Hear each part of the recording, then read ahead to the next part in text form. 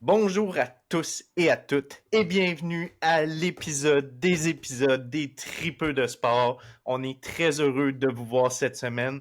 On vous présente notre top 15 avec un boni, un 16e joueur pour le repêchage de la LNH 2025. On travaille toute l'année pour ce moment-là, donc c'est très excitant. Pour les nouveaux, peut-être qu'il va y avoir du nouveau following aujourd'hui, Marc. Donc, j'aimerais peut-être ça que tu te présentes un petit peu, là, Marc, comme grand analyste spécialiste là, de la NHL, le Chief Stat Officer des triples de sport. Ouais, ben t'as bien introduit ça dans le fond. Moi, c'est Marc pour ceux qui sont pas habitués. Bon, ça fait 2 ans que moi et Ellie, on a beaucoup de plaisir à faire un podcast. Je suis un tripeux de sport, principalement hockey, football, UFC, basket. Mais mon sport numéro 1, évidemment, c'est le hockey.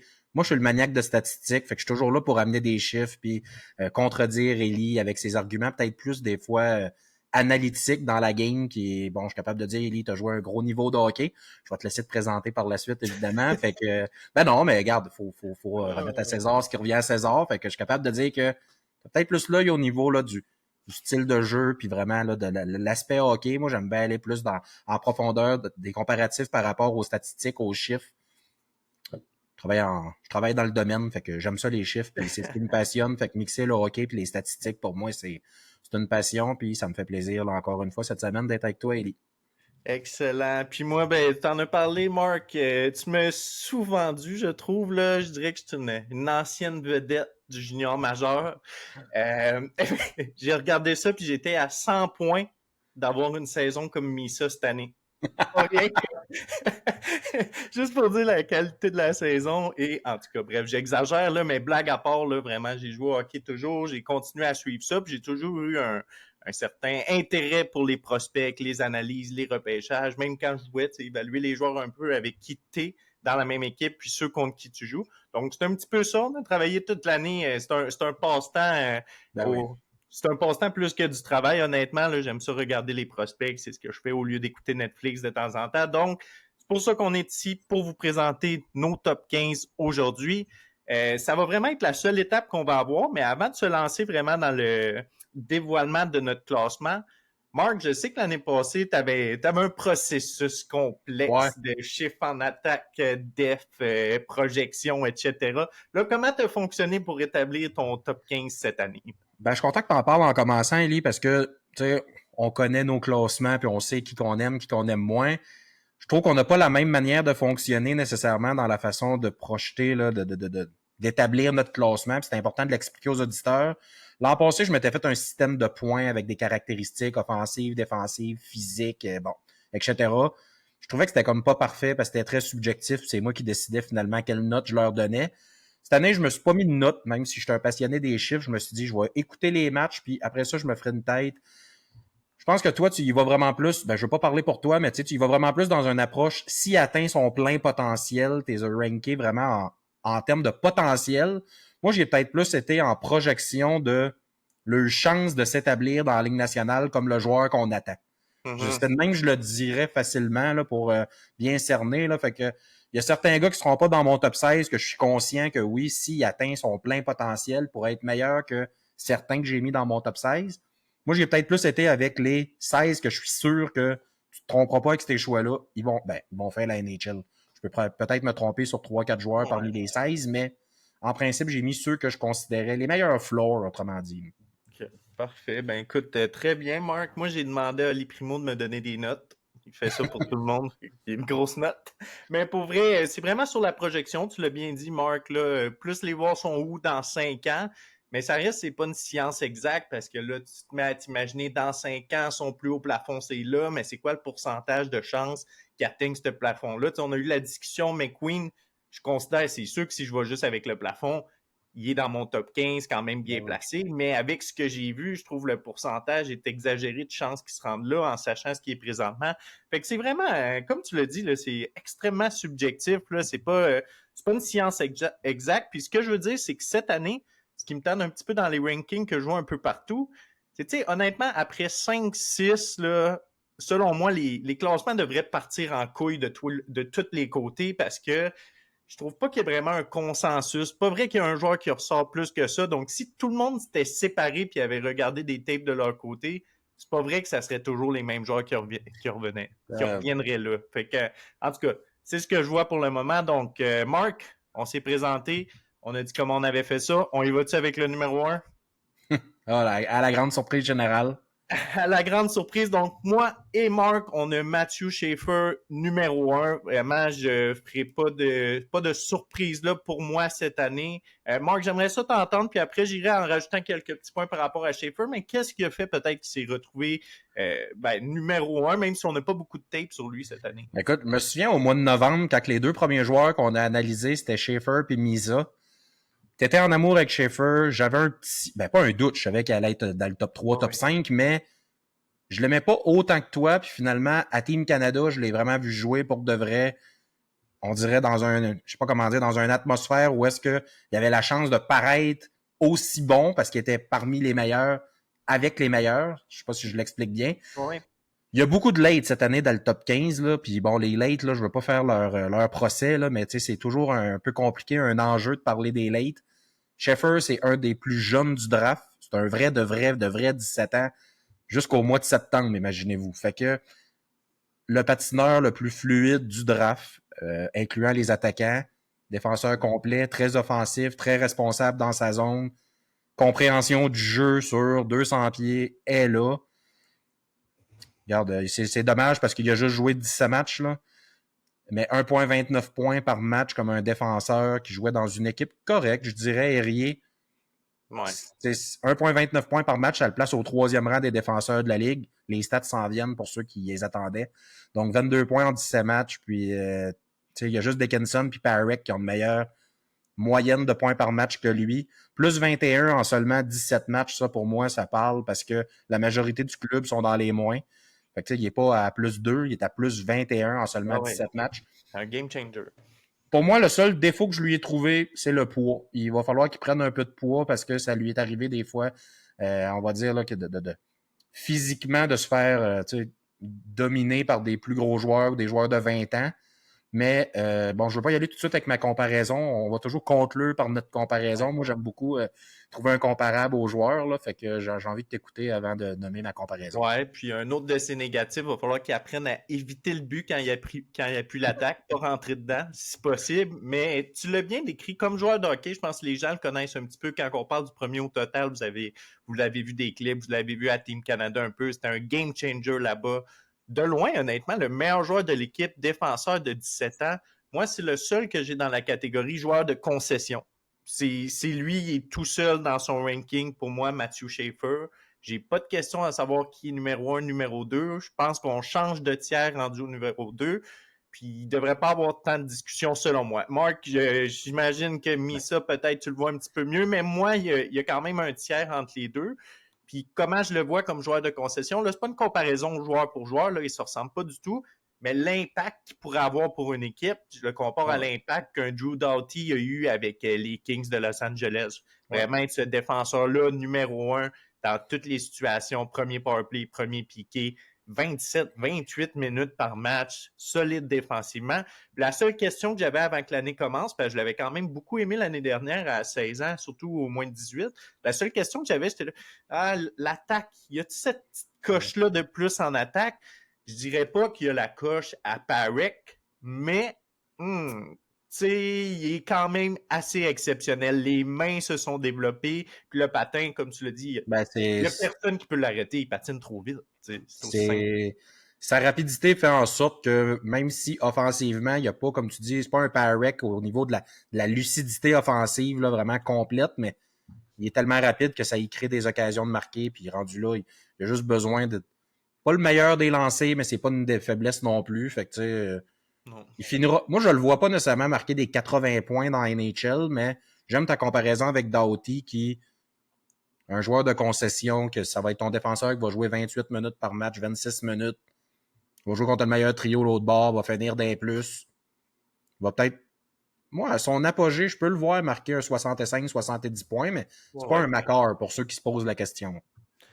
Non, mais pour vrai, j'ai été impressionné cette année par l'offensive. Puis les Islanders ont un super bon cadeau. Je pense pas que Darch va gâcher ça, mais à suivre quand même. Puis Marc, ben ta comparaison, toi, c'est qui, admettons, pour joueur? Moi, j'ai Ben, dit Doughty en termes d'impact, mais comme joueur, disons. comme joueur, ben, moi, je trouve que d'un joueur actuel, celui qui ressemble le plus dans la ligue, c'est Miro Heiskanen pour le coup de patin. OK. Puis un Ouais. ancien joueur, tu sais, il y a pas il est meilleur qu'Eiskanen offensivement, je crois. Puis un ancien joueur que je trouve qui ressemblait beaucoup, je l'ai lu cette semaine, cette comparaison-là, puis je l'aimais, Scott Niedermayer. OK. Ouais, j'aime pour le patin. Il y a un autre défenseur dans la classe de cette année que je compare à Niedermayer, mais là, c'est très fort, mais c'est plus dans le jeu à l'intérieur de la zone. Je sais que tu sais de qui je parle, je vais le garder pour tantôt, mais pas le. En tout cas, bref, on en parlera tantôt, mais tu vas. Non, Ton non, mais visage là, va en tout cas, changer. Ouais, non, non, c'est bon. Mais écoute, rendu ça à fait. 12, il est plus supposé avoir de Scott Niedermayer. Là. Hey, hey, dis pas tout, là. Non, mais t'as raison. En tout Ben cas, non, mais. je sais que j'exagère. Mais c'est bon pour Schaefer, Mark. On a pas mal Ben fait toi, le tour tu l'as du pas dit, c'est premier. à qui tu le compares? Ben, j'ai pas tant, c'est ça, j'ai pas tant de Ok, c'est comparaison. correct. Je trouve que je l'ai plus comparé à l'impact que Doughty a eu. Mon niveau de la comparaison, j'avais un peu de misère, mais j'aime quand même là, celle que tu as dit, Scannen. C'est pas mauvais, Heiskanen, ouais. mais j'avais de la misère à mettre le doigt dessus. Donc, mais la discussion que je veux avoir, Marc, je passe tout de suite au deuxième sur nos listes. Encore une fois, là, vous tomberez pas en bas de votre chaise. J'ai dit que j'avais pas un classement de grand-mère, mais pour le moment, c'est encore ça. Donc, à deux, j'ai Michael Missa, Marc aussi. La discussion que je voulais avoir, Marc, t'avais pas l'air certain quand j'ai dit que Matthew Schaefer était tout seul dans sa classe cette année. Toi, Ben, tu penses qu'il y a peut-être une petite discussion quand même entre Missa qui vaut la peine d'avoir lieu. c'est parce que Et pour moi, le tiers 1, comment je l'ai séparé, mes 4 tiers, pour moi, le tiers 1, c'est joueur d'élite. Tu sais, toi, t'as dit, ton joueur de concession, je pense que c'est des synonymes, là. Je veux dire, premier centre, premier def, ou premier attaquant de son équipe, premier def de son équipe, des joueurs d'élite. Pour moi, Missa, peu importe qui va le drafter, bon, ça risque d'être les Sharks. Je comprends que là, en le disant, c'est peut-être pas Celebrini, mais c'est un joueur d'élite quand même. Là, il va peut-être même être obligé de tomber à l'aile pour être sur un premier trio parce qu'il serait trop fort pour être deuxième centre. Tu comprends? Mhm. Fait que, en partant à faire 62 buts en 65 matchs, je veux dire, il n'a pas fait un but par match sur 20 games. Là. Sur 65 matchs, 62 buts à son année junior, moi, personnellement, c'est de loin le meilleur attaquant du draft. 134 points, 10 points de plus que le deuxième marqueur de la OHL, 2,06 points par match. C'est plus que 2 points par match. Mhm. C'est capoté, là, je veux dire. Il a été blanchi 5 matchs cette saison sur 65 matchs. C'est 7% des matchs. Ça, je l'ai compté pour à peu près tous les joueurs. Bon, ceux qui avaient le game log de disponible, c'est sûr, les Européens, je ne l'avais pas, mais Misa a été blanchi 5 matchs cette année sur 65 matchs. Ça démontre à quel point son impact n'est pas juste passager, c'est à toutes les games, il était présent. Bon, si tu me permets, je vais continuer là, dans mon analyse. Je serais pas surpris qu'il serait converti à l'aile avec le temps, comme je disais, parce que une de ses faiblesses pour moi, c'était ses mises au jeu. Je trouvais que des fois, il était un petit peu. Je sais pas si c'est Ouais. la façon qu'il se place, là, mais je trouvais qu'il en gagnait pas beaucoup. Son instinct de scoreur, c'est surprenant pour un gaucher, parce qu'habituellement, un poteur naturel comme ça, c'est tous des droitiers. Lui, c'est un gaucher. Tu es aussi capable de distribuer la rondelle. Là. Moi, pour moi, c'est un marqueur, mais avec 72 passes en 65 matchs, c'est aussi un fabricant de jeu. Où est-ce qu'il est le plus dangereux pour moi, c'est sur le breakout. Ce gars-là, tu peux pas le laisser partir. Il est tellement explosif et dangereux une fois qu'il a pris son air en zone neutre. Puis en même temps, ce que j'aime, c'est qu'il comprend tellement bien les systèmes de jeu adverses que d'une période à l'autre, à un moment donné, il va ralentir le jeu, puis au contraire, l'autre période, ben là, il va rusher le Mhm. net toute la période. En tout cas, je trouve qu'il s'adapte bien pour mêler les défensives adverses. Il rend les joueurs meilleurs autour de lui. Je pense pas que Parek aurait fait 100 points cette année s'il avait joué d'une autre équipe qu'avec Non. Misa. Non, non. Mais c'est vrai ce que tu amènes, qu'il est capable d'attaquer la défense de plus d'une façon. Je trouve que c'est le joueur qui a probablement le plus beau coffre à outils Ouais. de tout le draft. Tu sais, offensivement, moi, je le mets dans une classe quand même à part pour ce repêchage-là, mais c'est pas nécessairement qu'il est le plus élite dans aucune des catégories que j'ai. Cependant, il est probablement top 3 dans tout. Tu sais, quand Partout. on parle des mains, il est quand même assez exceptionnel. La vision, tu sais, O'Brien, Desnoyers, après t'as des Misa Martin, il est vraiment juste là. Au niveau du patin, c'est une coche par-dessus les autres attaquants qu'on va parler un petit peu plus tard. Le scoring touch, c'est pas nécessairement la puissance du tir, mais comme tu l'as dit, le scoring touch, là, c'est un scoreur. Il va trouver un moyen que ça soit près du but, qu'il ait à déculotter tout le monde, qu'il ait à prendre un one-timer, un rebound, peu importe, aller se placer dans le trafic aussi un peu, là, c'est pas ce qu'il faisait le plus, là, mais il est capable aussi. Fait, c'est bien ce que tu as dit, mais je trouve pas qu'il y a personne qui en a fait assez pour le détrôner deuxième. Je trouve que c'est un safe bet pour atteindre un plancher intéressant, mais qui a un potentiel de plafond aussi qui est quand même assez élevé. C'est Oh, comme ouais, un je comprends mélange que des deux. Je suis pas en amour. Je trouve que ses stats sont un peu gonflés malgré tout, mais je le mets deuxième pareil. Je peux pas en mettre un par-dessus lui avec ce qu'il a fait puis ce qu'il m'offre aussi comme outils. C'est comme ça que je le vois, là, mais. le problème, c'est que moi, j'ai eu de la misère à y trouver une faiblesse. Tu sais, quand c'est rendu que tu dis sa faiblesse, c'est les mises au jeu. Ben, c'est vrai, t'as raison qu'il n'y a pas tant. Une petite affaire plus de dynamisme, d'explosion que j'aimerais Oh, à ouais, sa c'est pas game. le. J'en avais Ouais. déjà parlé. Tu sais, En tout cas, tu sais, même c'est son quand jeu défensif, pour moi, c'est pas une lacune, là, tu sais, puis à faire 134 points, ça pourrait arriver qu'il se laisse aller un peu dans sa zone, mais je le vois pas tant faire d'erreurs.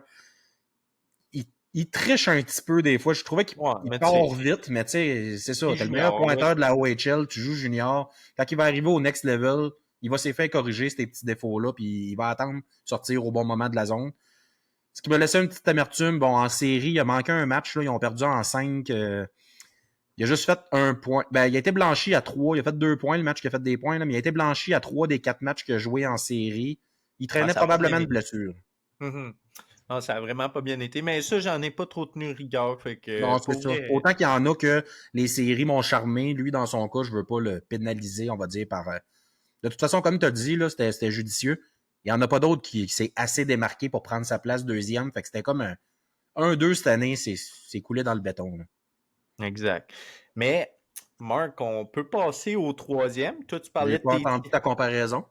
Eh ben, j'en ai pas non plus mis ça. J'ai de la misère à dire. Je peux te laisser y aller avec les comparaisons. Il y a Ben, quelques joueurs que j'en ai, mais je des veux fois, juste quand être j'en ai clair pas. sur mes comparaisons, c'est pas nécessairement dans la manière qu'il patine puis dans la manière d'être. Moi, je veux plus faire j'aime ça projeter le joueur dans NHL, comment je le verrais, son impact, on va dire, un peu comme tantôt tu disais par rapport à Doughty, Ouais. Schiffer. Un genre de John Tavares, tu sais, ça sera pas le meilleur centre de la ligue, mais pendant des années, Misa va faire partie de l'élite de la ligue, selon moi. Ouais, au niveau de l'impact, j'aime. J'aime que c'est vrai que ça De la misère pourrait en être. série. Non.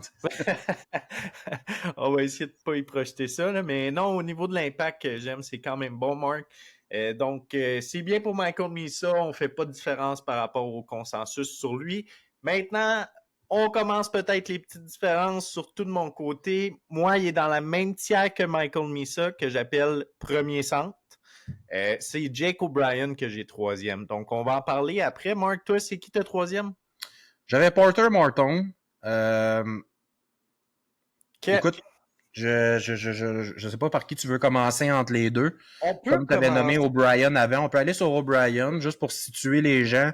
Bon, moi j'ai Morton 3, puis O'Brien, je l'ai 6. Le premier joueur qui pour moi est dans mon tiers 3, que j'appelle les joueurs d'impact. Donc, à le meilleur, vont faire le premier trio, la normalité deuxième. OK. Tu sais, tu vois le OK, c'est genre, bon. un joueur d'impact pour moi, O'Brien. Ouais, ben écoute, on va parler un petit peu de la différence. Fait qu'on peut commencer par O'Brien parce que Martin, vous allez voir, je l'ai bientôt aussi. Moi, c'est le deuxième joueur que je projette comme un premier centre dans la LNH. J'en avais déjà parlé dans les anciens pods. C'est un joueur avec lequel je suis quand même tombé en amour. Je l'adore. C'est ce que j'appelle un joueur de hockey.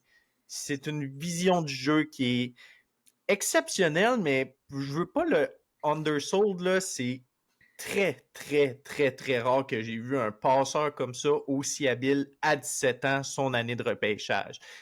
Autant qu'on peut avoir un Desnoyers qui a une excellente vision du jeu, là, on va se le dire, c'est quand même très élite aussi.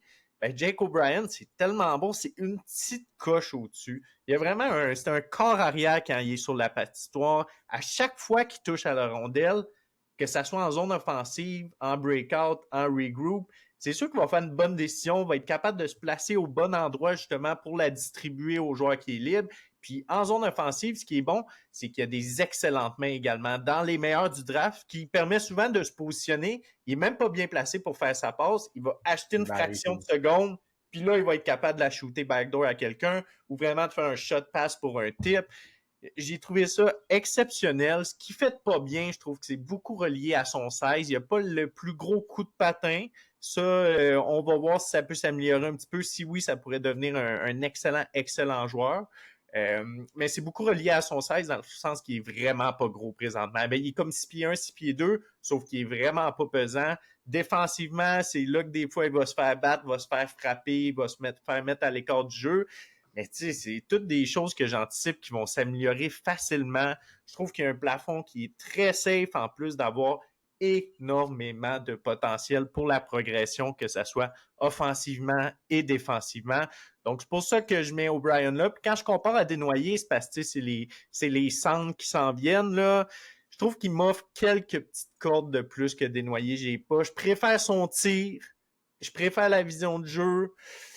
Il a joué au centre toute l'année. Je t'en ai parlé, Caleb. Ça me tente un petit peu. Je le sais qu'il y a peut-être une blessure derrière ça, mais il joue même pas au centre, puis on le compare à Bergeron. Je l'aime beaucoup, Caleb. Ça en vient très rapidement. Ça me tente un petit peu. Donc, c'est sûr que ça a joué également. Donc, Mais en série, je m'excuse, Desnoyers, en série, dans la Q, il jouait au centre. Là, c'est depuis la Memorial qu'il est à l'île. Non, il a fait beaucoup de chiffres, Mark. Puis c'est pas nécessairement le chiffre au complet, c'est que c'est Sum qui va prendre les face-offs. Après, t'as Desnoyers qui arrive, puis là, le jeu continue, puis éventuellement, il y a un switch qui se fait. Desnoyers peut se ramasser au centre, puis tout est correct. Ça cache une blessure à un poignet ou de quoi de même. C'est peut-être ça.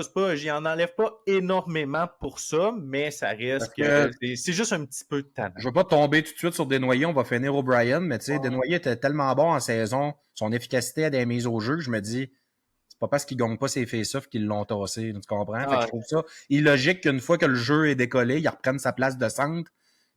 En tout cas, bref, on en reviendra sur Desnoyers. Je veux juste finir O'Brien. Regarde, je l'ai mis 6e parce que j'en préfère quelques-uns devant lui, mais je serais pas fâché s'il sort top 5. Tu l'as très bien décrit, le meilleur playmaker du draft. Il est du mois de juin, c'est un vrai 17 ans, 6 pieds 2, 172 livres, un peu frêle à la Trevor Conley l'an passé, mais ça, regarde, il peut prendre du poids. 98 points en 66 matchs, c'est très très bon. Par contre, c'est le 3e du club. Faut quand même dire qu'il y avait un Nick Lardis avec lui qui a fait 71 buts cette année. Est-ce que Nick Lardis a fait 71 buts parce qu'il jouait avec le meilleur playmaker ou le meilleur playmaker fait 98 points parce qu'il y avait Nick Lardis pour la mettre dedans? C'est ça. Ça partait honnêtement. Un peu des deux. Powerplay, donner la puck à O'Brien, il y a de quoi de beau qui va se passer après. Mais je comprends. Tu sais, Lardis était exceptionnel. Là. Il aurait fait un tapon de but sans, mais les deux se sont aidés, disons. C'est ça, les deux se sont aidés. J'aime ça de la façon qu'on le dit. Il a été blanchi 14 matchs sur 66. Fait que, tu sais, juste pour comparer avec Misa, qui était à 7%, lui, c'est 21% des matchs. Mais quand même, c'est une très belle constance, là. Ça veut dire que 79% des matchs fait des points. L'an passé, il avait fait 64 points. Fait que, tu sais, je vois une belle progression. C'est semblable à Martin, qui certains disent que la progression n'a pas été assez haute cette année. Tu sais, 98 à 64, il y a quand même une certaine progression, mais il avait été bon l'an passé là, pour son année 16 ans. Comme je l'ai dit, le meilleur playmaker du draft. Pas le meilleur coup de patin, mais je dirais pas que c'est une faiblesse. Sa vision du jeu hors du commun, comprend très bien le jeu, il trouve les lignes de passe. Puis ça, je l'ai comme mis en gras. Il est capable de faire toutes les sortes de passes. Passe du revers, passe sur l'obé, passe une sauce, une passe par la bande, une passe à la bande, une passe à la patte du goaler, un tir passe, peu importe. Il est créatif pour passer à la rondelle. Il est aussi capable de scorer. C'est vrai que, tu sais, moi, j'ai dit qu'il avait un correct shot. Son shot ne m'impressionne pas. Tantôt, tu as dit que Desnoyers avait un moins bon shot. Pas d'accord, mais en tout cas, moi, je ne trippe pas sur son shot. Je trouve que c'est plus vraiment son playmaker là, qui le rend aussi attrayant. Sinon, ben, tu sais, son intelligence compense un peu pour son manque de rapidité parfois parce qu'il ralentit le jeu, puis il tricote, puis il a tellement des bonnes mains. Il est bon dans les deux sens, mais je trouve que dans le fond de sa zone, des fois, il manque de poids, fait qu'il se fait un peu tasser, puis défensivement, c'est ce qui le fait mal paraître, son poids. En série, il a fait 11 points en 11 matchs. Troisième aussi de l'équipe. Là, il a été troisième marqueur de l'équipe en saison et en série. Fait que tu vois qu'il profitait du fait qu'il y avait il y avait des 20 ans avec lui, puis des joueurs plus vieux qui performaient. C'est pas lui qui traînait le club sur son dos, mais en même temps, je veux dire, il faisait partie de la solution. Ouais. Euh, Mais tu sais, admettons. Globalement, perdu en 6 contre Oshawa, je pense que ça, c'était juste normal. Là. Mais 7 points en 6 matchs contre eux. Fait que, ça veut dire qu'en première ronde contre North Bay, il a pas fait la différence, mais contre Oshawa, il a vraiment step up sa game. C'est ce que j'ai aimé. Là. Il leur a donné excusez le mot, il leur a donné de la marde. Puis toi, Marc, juste de même, on a parlé de dénoyer, puis on va dire le classement après, mais t'as dénoyé avant O'Brien. Ouais. Juste parce que pour moi, offensivement, je vois le même genre le même genre, c'est pas vrai. O'Brien est plus offensif, mais pour moi, Desnoyers est plus complet. Je vois plus de lacunes dans O'Brien. Desnoyers, de la misère à y trouver une lacune. Je respecte ça parce que c'est quand même vrai. On passerait à Caleb après, mais très bon. Puis lui, peut-être j'ai une comparaison, Marc. J'avais déjà parlé de Suzuki. Je trouve que ça se ressemble quand même un petit peu au niveau que c'est pas le plus rapide, extrêmement intelligent, des bonnes skills, très bon playmaker. Peut-être pas le sniper que Suzuki est devenu, là, mais deux gars avec l'année de draft, le 16, c'est quand même une grandeur. Suzuki était plus petit encore, là, mais O'Brien, il est très frêle. Donc c'est là que ma comparaison vient, mais écoute, c'est bon pour O'Brien. Moi, je le sais que je suis supérieur aux autres pour ce qui est de ce joueur-là, mais je serais pas surpris, vraiment, vraiment pas surpris qu'il sorte top 5. Moi, Ça pourrait être Caleb 4, lui 5 ou l'inverse. Il y a des comparaisons que j'ai eu de la misère à trouver, dont O'Brien, un long centre droitier, mince, autant playmaker. C'est pas un centre, moi, ma comparaison, c'est Mitch Marner, parce que je trouve qu'il c'est le meilleur passeur présentement, probablement, dans la ligue. Ben, O'Brien, un jour, J'espère. va J'espère parce peut-être que lui tirer le titre. J'espère parce que je le mets quand même top 3, ça fait que faut qu'il y ait des bons jours à suivre. Donc très bon pour O'Brien, Mark. On n'a pas une grosse obstination parce que on a une différence dans le classement, mais je Les sais deux, que je on l'aime l'aime. plus que beaucoup de gens. Maintenant, Morton, moi, c'est mon quatrième qui vient après. Morton Desnoyers. Desnoyers vient 5. Là. Fait que c'est très, très Bon, tête. Donc, on peut Mark, les aborder les deux en ordre, Martin, Desnoyers maintenant. Là. OK, parfait. Ben, Martin, moi, la discussion est quand même simple, Mark. Pourquoi je le mets aussi haut? J'avais déjà parlé. Peut-être c'est vrai qu'il y a une petite affaire moins d'upside. C'est un ailier, premièrement. Ça vaut moins qu'un centre comme Desnoyers. Hey, je trouve ça dur de passer par-dessus un gars qui pourrait peut-être devenir un Corey Perry. Je trouve qu'il ressemble tellement beaucoup. Sa plus grosse faiblesse, ça va être le speed. Mais pourquoi, tu sais, j'aime beaucoup le patin, puis j'en parle toujours, lui, il patine pas, j'aime pas ça, j'aime pas ça, j'aime pas ça. Mais Morton, c'est parce qu'au niveau de la vision du jeu, quand on parlait d'O'Brien, Desnoyers, il vient probablement troisième, quatrième. Fait qu'avec l'intelligence qu'il y a sur la patinoire, j'anticipe qu'il va être capable de très bien s'en sortir dans la Ligue nationale avec des bons line mates. Tu sais, oui, il faut qu'il soit accompagné un petit peu. Il va peut-être pas avoir le potentiel de driver une ligne complètement comme Misa peut avoir. Tu sais, c'est un des seuls peut-être que j'anticipe, ça pourrait être ça dans la Ligue nationale. Mais Morton, malgré tout, c'est une vision, shot, sniper. C'est un ramasseur de vidange autour du but comme tu n'en as jamais vu. Peut aller faire des buts dans le trafic. C'est vrai, même en le décrivant, tu dis, c'est un peu moins excitant que les autres peut-être que vous avez parlé, mais ça en prend des joueurs comme ça. Oui, cette année, il était plus gros physiquement que les autres joueurs dans la OHL. Il y avait peut-être un petit edge de ce côté-là. Mais ça reste qu'il y a eu une très belle progression de son année 17 à son année 18. C'était le meilleur joueur de son équipe, là, quand même de loin, selon moi. Donc, Martin Mark, j'ai de la misère à le descendre. En bas de 6, là, je commencerai à avoir de la misère avec quelqu'un qui le met plus loin que ça. Je sais que Mark, toi, tu l'aimes bien aussi. Tu l'as mis haut, là. Y a-tu. Moi, je l'ai mis 3 parce que j'en ai entendu beaucoup des commentaires négatifs sur Martin. Tu l'as comme dit dans quelque sorte, là. Un ailier droit de 6 pieds 3, 210 livres, là, qui a ce talent-là, là, je veux dire, il y en a d'autres dans la vie qui mesurent 6 pieds 3, 210 livres, mais du talent à Martin, je trouve ça dur de passer par-dessus parce que, je vais juste faire une petite parenthèse, que, il y a 38% des joueurs dans NHL, faites une recherche, qui sont droitiers.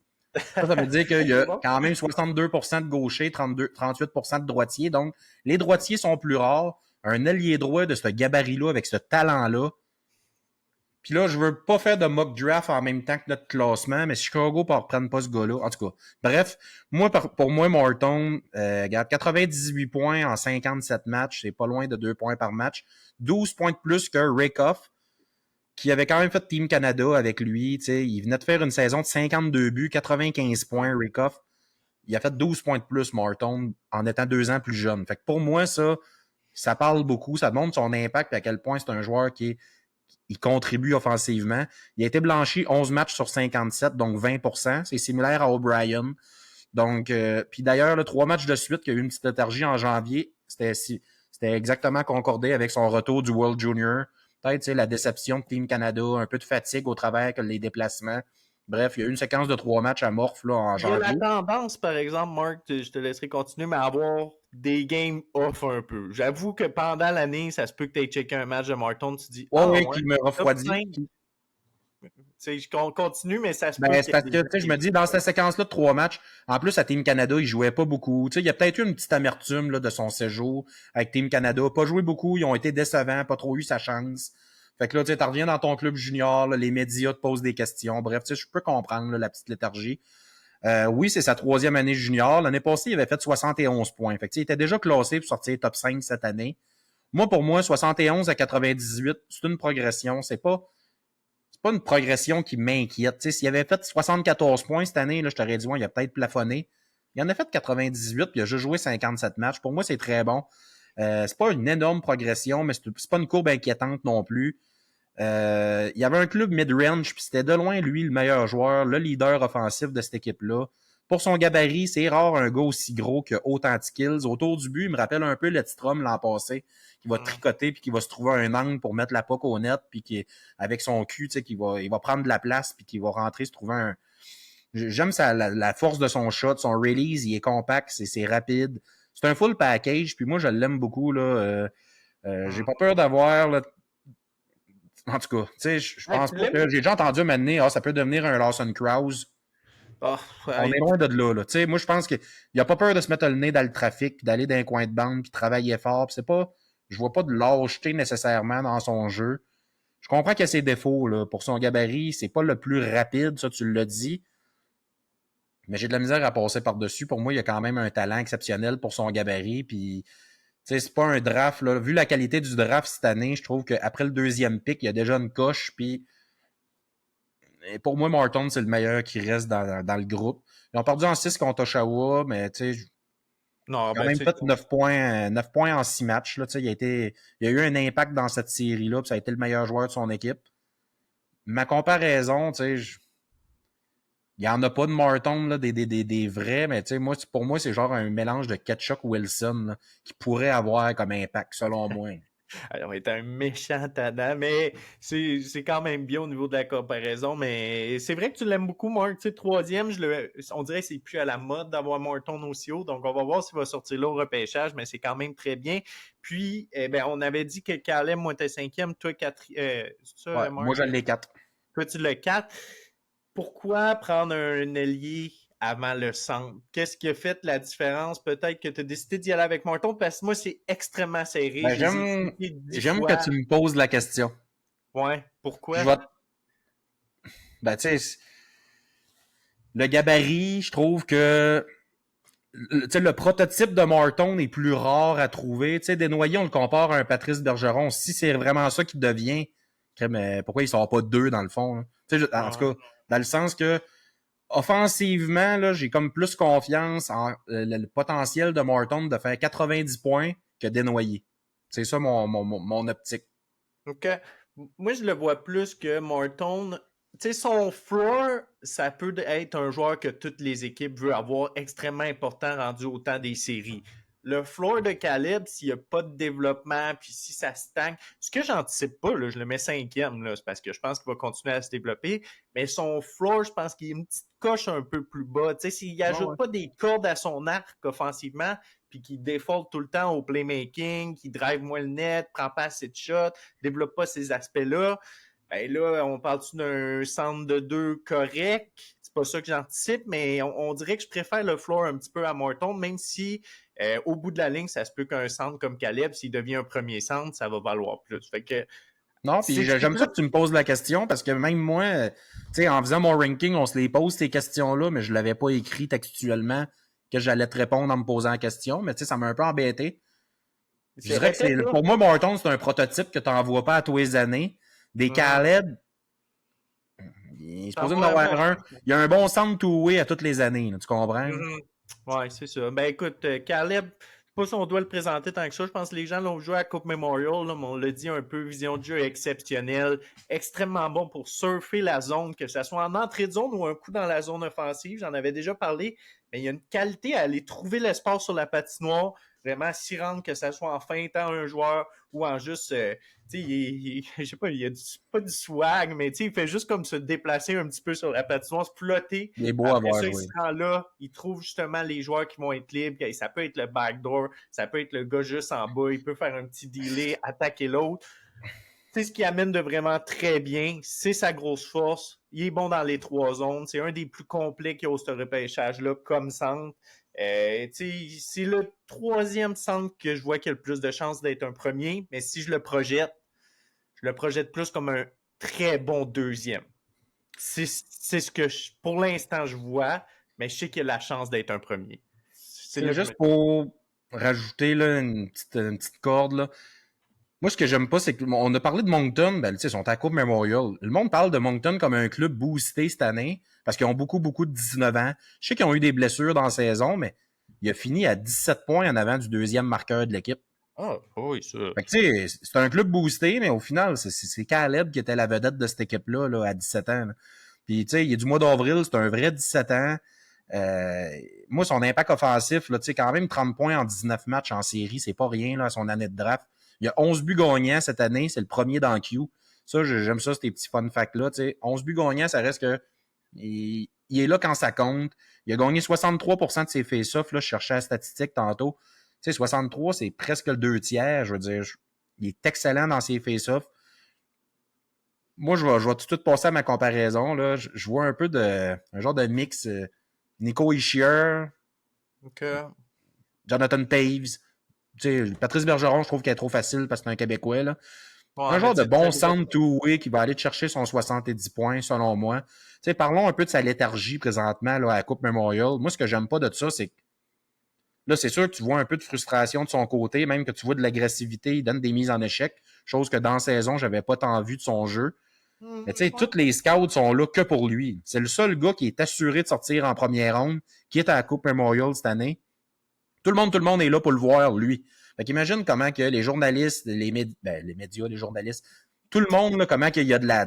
Il tout le doit se monde. faire déranger, épouvantable, aussitôt qu'il sort de la chambre. Puis même quand il est dans la chambre après la game, tu sais, le niveau de jeu, il est de loin supérieur à la Coupe Memorial que pendant les séries de la Q. Il n'y a aucun joueur présentement là, qui joue dans ce calibre-là. Les autres sont tous assis chez eux à attendre le draft. Fait que pour moi, je ne veux pas me laisser influencer par il n'y a pas une bonne Coupe Memorial.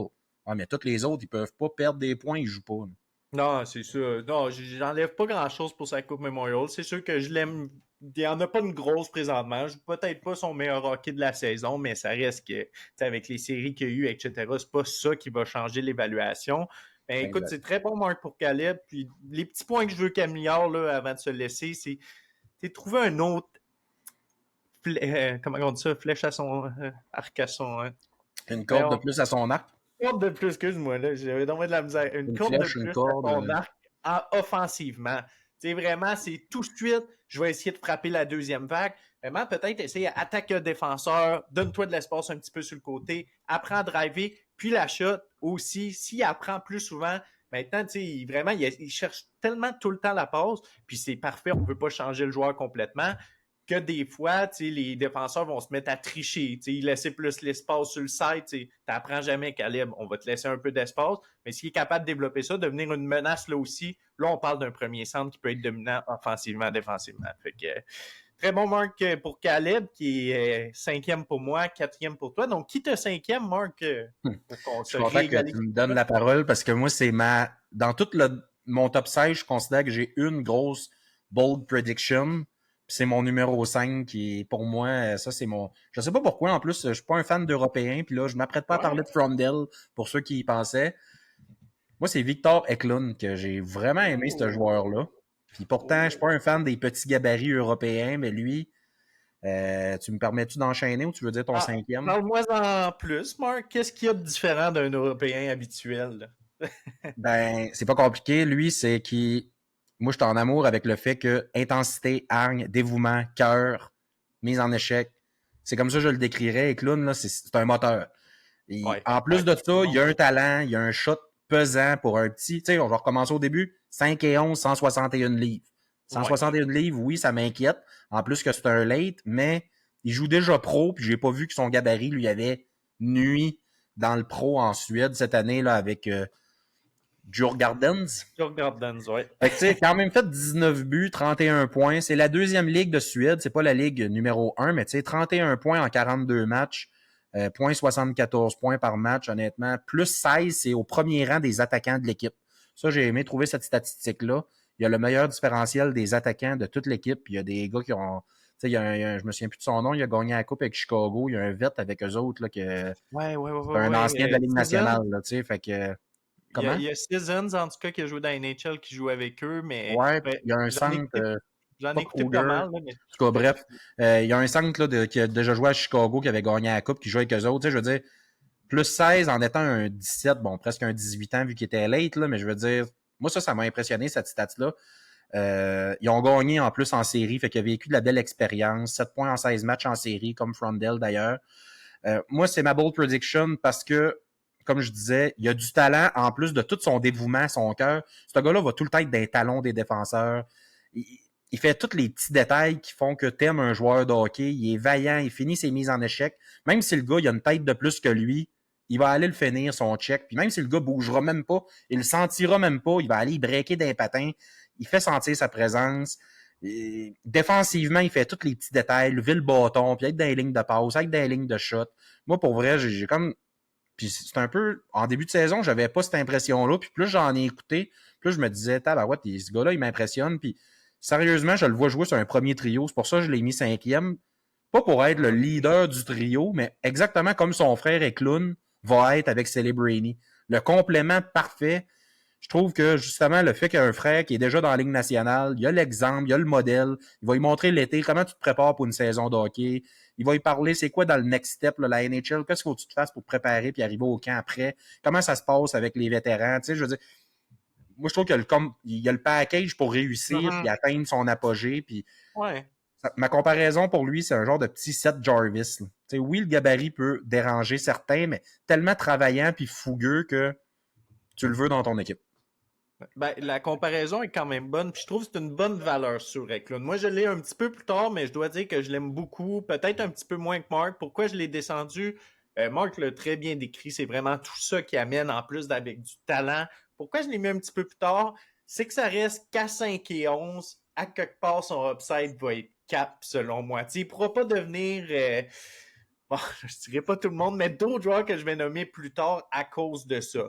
Il est bon dans tout, vraiment. Puis tu l'as dit, c'était le meilleur joueur à Djurgårdens. J'ai pas peur de le dire. C'était la bougie d'allumage de cette équipe-là. Puis on va avoir la discussion avec Eklund Frondell plus tard.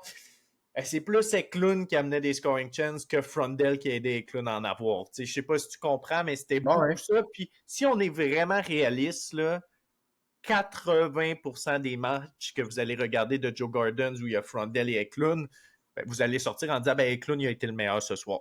Frondell, il y a plein d'autres éléments à sa game que je comprends parfaitement. Mais si tu y vas simple, puis il était un peu simple aussi, il était meilleur, puis de quand même beaucoup pendant une bonne partie de l'année. Pour Frondell, pour bien paraître, ça y prend un Eklund qui va chercher le puck dans le coin. C'est vrai. Je suis complètement d'accord avec ça. Fait que j'aime ça, Mark. Moi, il y a 5 avec Eklund, puis je le dirai plus tard où est-ce que je l'ai, là, mais on sera pas obligé de l'analyser. Donc, c'est bien. Nos top 5 sont faits. À la fin, on va répéter un petit peu tout. Maintenant, tu sais, c'est assez classique de mon côté. J'ai pas trop d'explosion dans mon ranking. Est-ce que ça s'en vient ou non? Eh bien, boum, à 6, ça commence. Puis là, ça va partir de tous les côtés. Je vais avoir l'air du plus gros homer qu'il n'y a pas. Un autre Québécois. Québécois 5, Québécois 6. Justin Carbonneau, mesdames et messieurs, à numéro 6. Marc, veux-tu qu'on en parle tout de suite de Justin, puis on dira le tien après? Vas-y. Je vais être gêné de moi. Gêné. Il faudrait juste... il est plus loin, moi, je suis capable de le dire, là, mais parlons-en. Non, mais c'est correct. Il y a beaucoup de gens qui vont l'avoir plus loin. Puis je veux juste dire que le moulin à rumeurs a commencé aujourd'hui. Là, Justin Carbonneau qui irait peut-être jouer à Boston College. Ça n'a pas été confirmé. mais c'est une rumeur très solide qu'il y a une très grosse possibilité que ça se passe. Donc, à suivre qu'est-ce qui va arriver. Mais il va être pairé avec un petit James Higgins. Est-ce que je monte James Higgins juste à cause de ça? À suivre.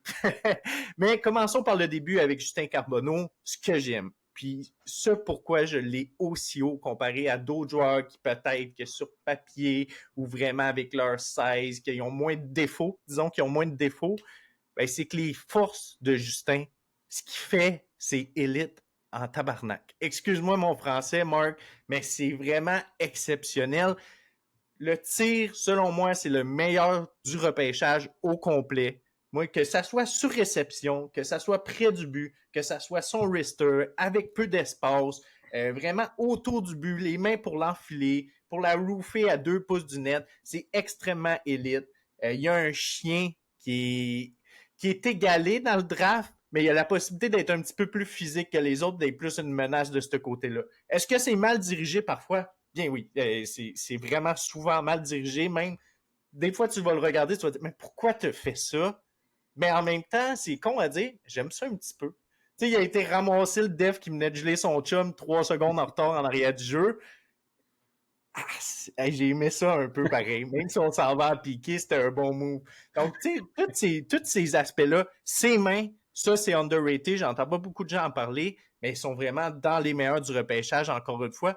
Moi, je vois un gars, pas seulement ceux qui vont l'aimer puis ils vont le mettre 15, 15, 16 et 17 vont dire, bah, tu sais, ça peut être un scoreur dans NHL, pourrait jouer ça à deux, faire 20, 25 buts, des choses comme ça.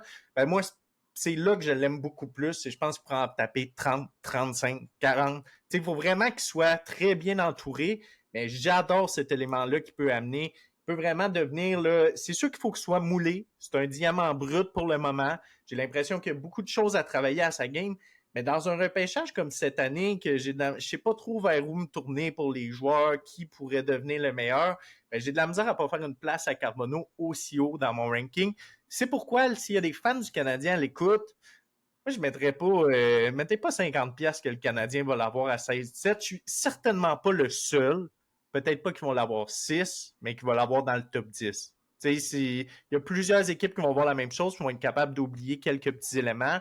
On parle de ses forces souvent, peut-être le hockey sense, la vision du jeu, le passing, qui est peut-être pas toujours là, mais c'est correct pour moi. Il est correct, je trouve, son hockey sense. C'est beaucoup parce que, tu sais, c'est un shooter. Un shooter, ça va shooter à puck. Des fois, je le sais qu'il a vu la passe à l'autre côté, mais la meilleure option, est-ce que ça aurait été de la slider au gars l'autre bord?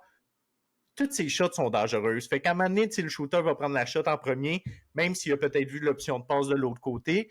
Puis, tu sais, quand je l'ai vu jouer dans une situation de match qui n'était pas à l'Armada, là, au challenge des recrues, c'est pas ça qui est le plus important. Il jouait avec d'autres bons joueurs, puis là, il est resté un petit peu plus centré dans le cadre d'un vrai match de hockey. Il partait pas de tous les bords comme il a fait un peu avec l'Armada. Ben là, je l'ai vu, il distribuait la rondelle, il frappait tout le monde, il y avait des scoring chances partout, il déculottait les défenseurs. Tu sais, vraiment, c'est plus ça. Carbonneau, je suis vraiment en amour, je l'adore, je l'adore, je l'adore. Puis je pense qu'il devrait être beaucoup plus haut dans les classements. Moi, je l'ai mis 6 parce que l'élite, je trouve que c'est une coche au-dessus des autres. Donc, j'ai fini mon sermon, Marc. Là. Ben écoute, c'est dur de placer des mots après ça parce que là, je veux pas te contredire. Puis tous les points que tu as amenés, je suis d'accord avec 90%. Où est-ce que ça me chicote? Son lancé, je suis d'accord que c'est probablement un des top 2, top 3. Là, ben, si c'est pas le meilleur du draft, ça faudrait voir avec un gun là, pour Christo pourrait nous amener ça là, pour mesurer le shot. Là. Mais tu sais, 46 buts en 62 matchs, faut le dire, c'est un poteur, le gars. Mais par contre, je n'ai épluché beaucoup des statistiques, Élie, je m'excuse. Là. Il y a 326 shots cette année. Deuxième dans Q.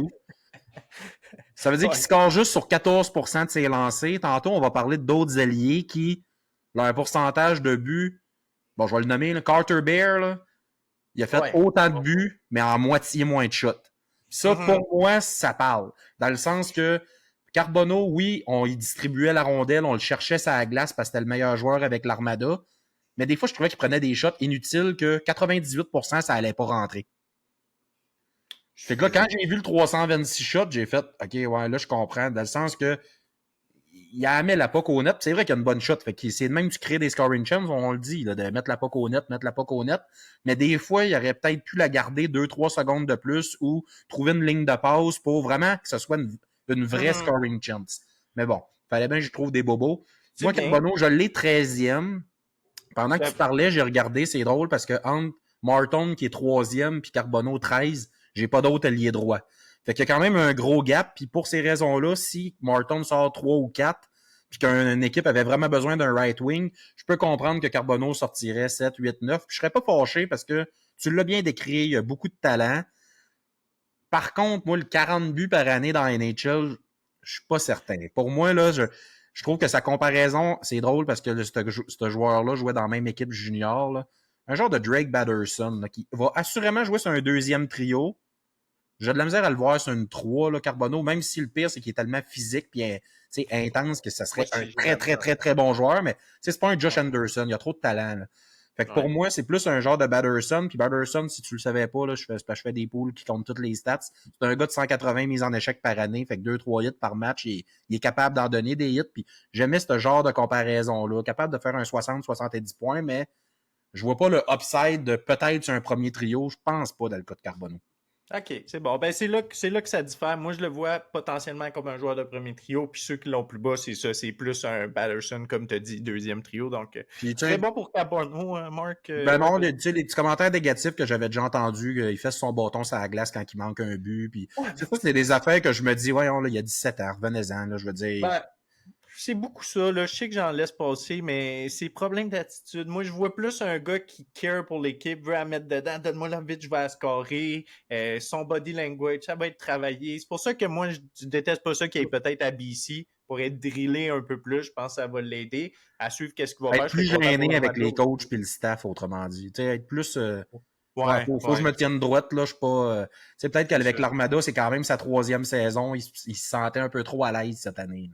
Ouais, je pense que oui. Puis, en tout cas, j'espère pour l'Armada qu'ils vont le garder, mais de l'autre côté, je comprendrai un peu la décision. Donc, à suivre pour lui. Donc, Carbonneau, Marc, moi 6e, toi 6e, qui est-ce que tu as?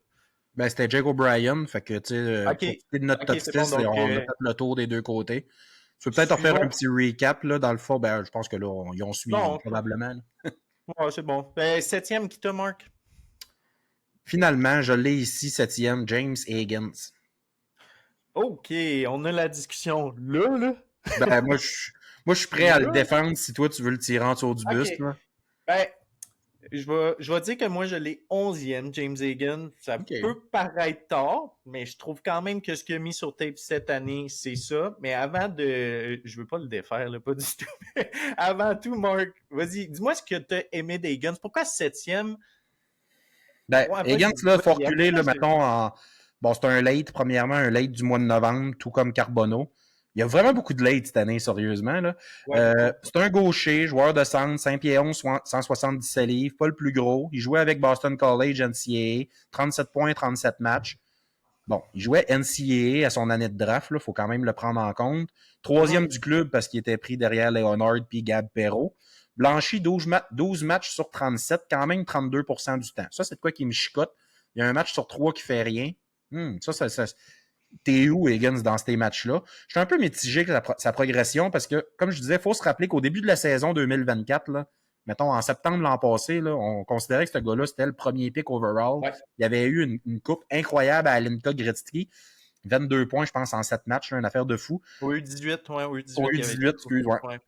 Je suis pas capable d'oublier ça, moi. Puis pour moi, tu sais, le syndrome du Shane Wright, tu sais, Shane Wright n'est pas en train de devenir un métropolite, là. Je veux dire, il va quand même faire sa place dans la Ligue nationale, là. Fait que, tu sais, pour moi, Higgins, sa plus grande force, la plus grande force d'Higgins, c'est transporter la rondelle, la tête haute, dribbler, les mains, il est rapide, ses mains fluides, spectaculaires. Tu sais, le fait de jouer avec 2 vedettes, je trouve que ça y enlevait un peu sa plus grande qualité, c'est-à-dire du temps de possession.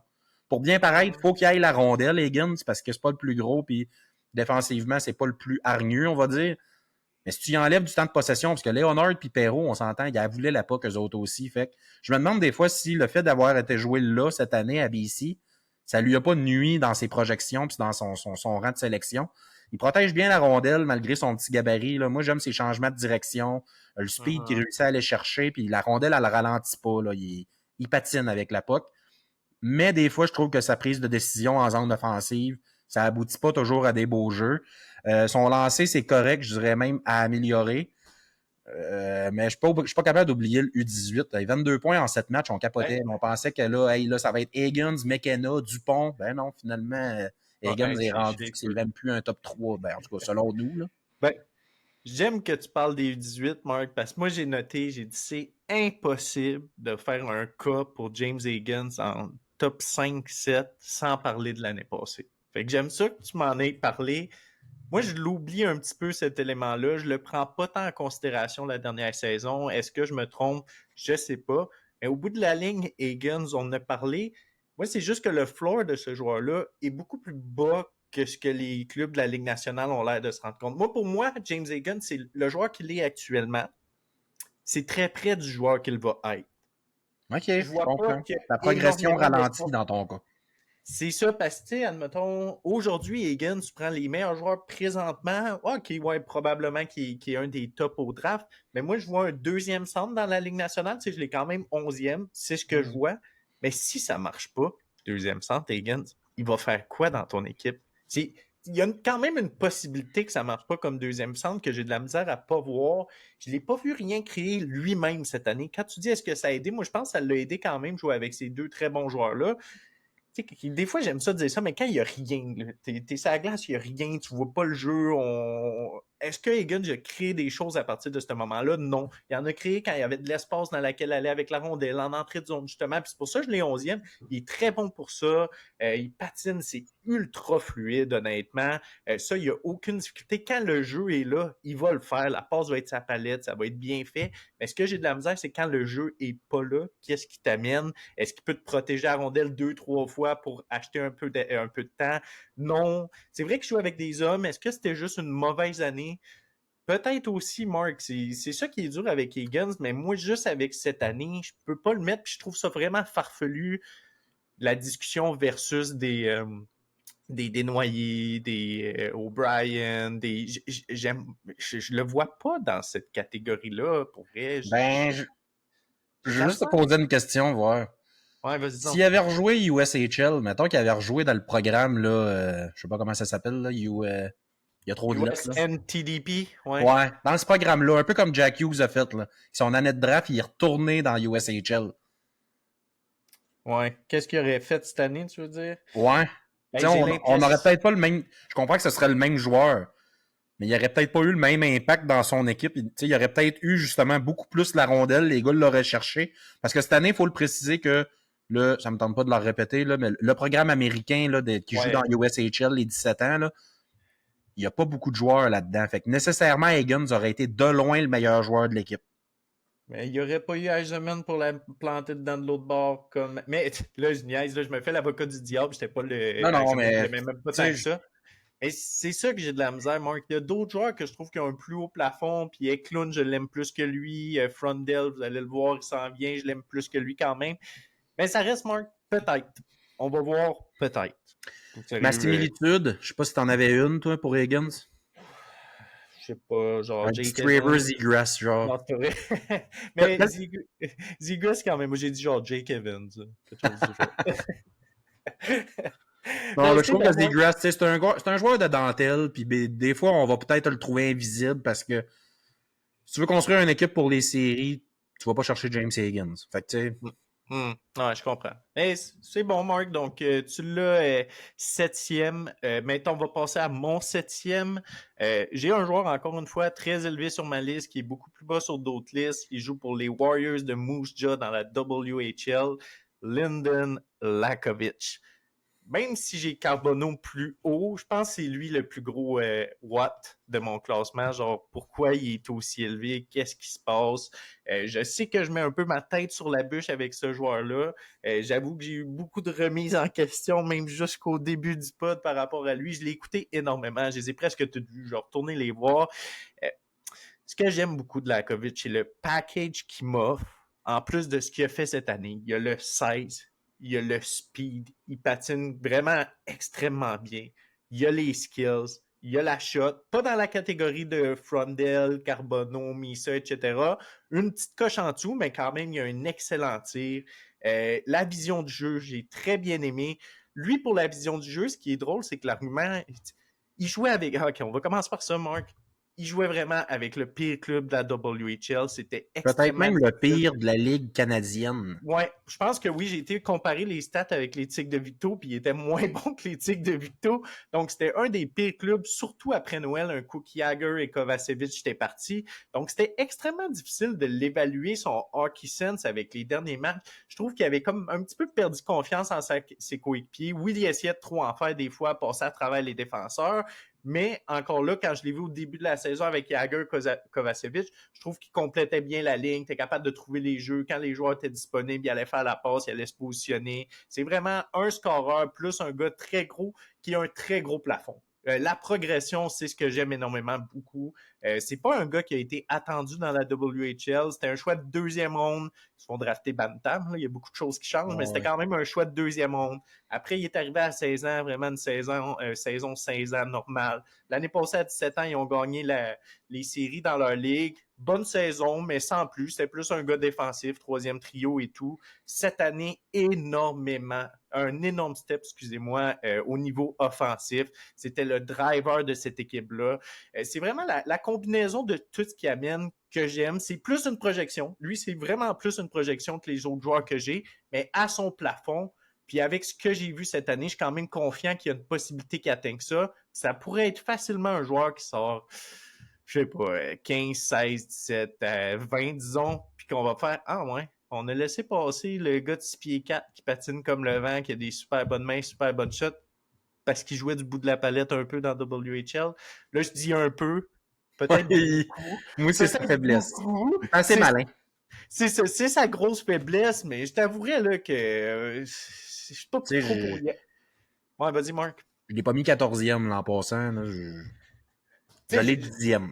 Ouais, c'est ça. Ben, tu sais, C'est ça qui me l'a fait aimer un peu plus parce que le soir qu'on s'est mis là puis qu'on a fait la comparaison, ben, on faisait tout le temps deux gars par semaine. Le soir qu'on s'est installé pour parler de Lakovic, je préférais Brady Martin. Puis tu m'as un peu fait changer mon fusil d'épaule. Tu m'as fait réaliser des forces que Lakovic, que je trouvais comme normal pour un gars de son âge, que finalement. Ah, c'est vrai, il mesure 6 pieds 4, là. Attends un peu, là. Ouais, il est clutch. Ouais. Puis tu sais, la softness, je le sais que c'est quand même un très très gros défaut. Puis je suis pas là comme coach. Un coach regarderait ça et dirait il joue dans le du bout de la planète, on sait bien tannant. Mais comme GM ou comme head scout ou peu importe, ce que tu essaies de voir, c'est le talent qu'il y a. Puis c'est vraiment là. C'est une bonne équipe de développement. Tu penses que tu peux faire de quoi avec ça? Il y a quelque chose d'exceptionnel selon moi à faire. Puis la softness, ça se corrige si l'attitude du gars est bonne. Fait qu'avoir là, question d'entrevue, parler à ses coachs, est-ce que c'est juste qu'il s'en calisse, là, désolé du mot. Si c'est ça, ben là, moi, je le dropperais énormément. Mais si c'est autre chose, je pense vraiment qu'à son upside, ça pourrait être un très gros vol dans ce repêchage-là. Donc, c'est pour ça que je l'ai 7e.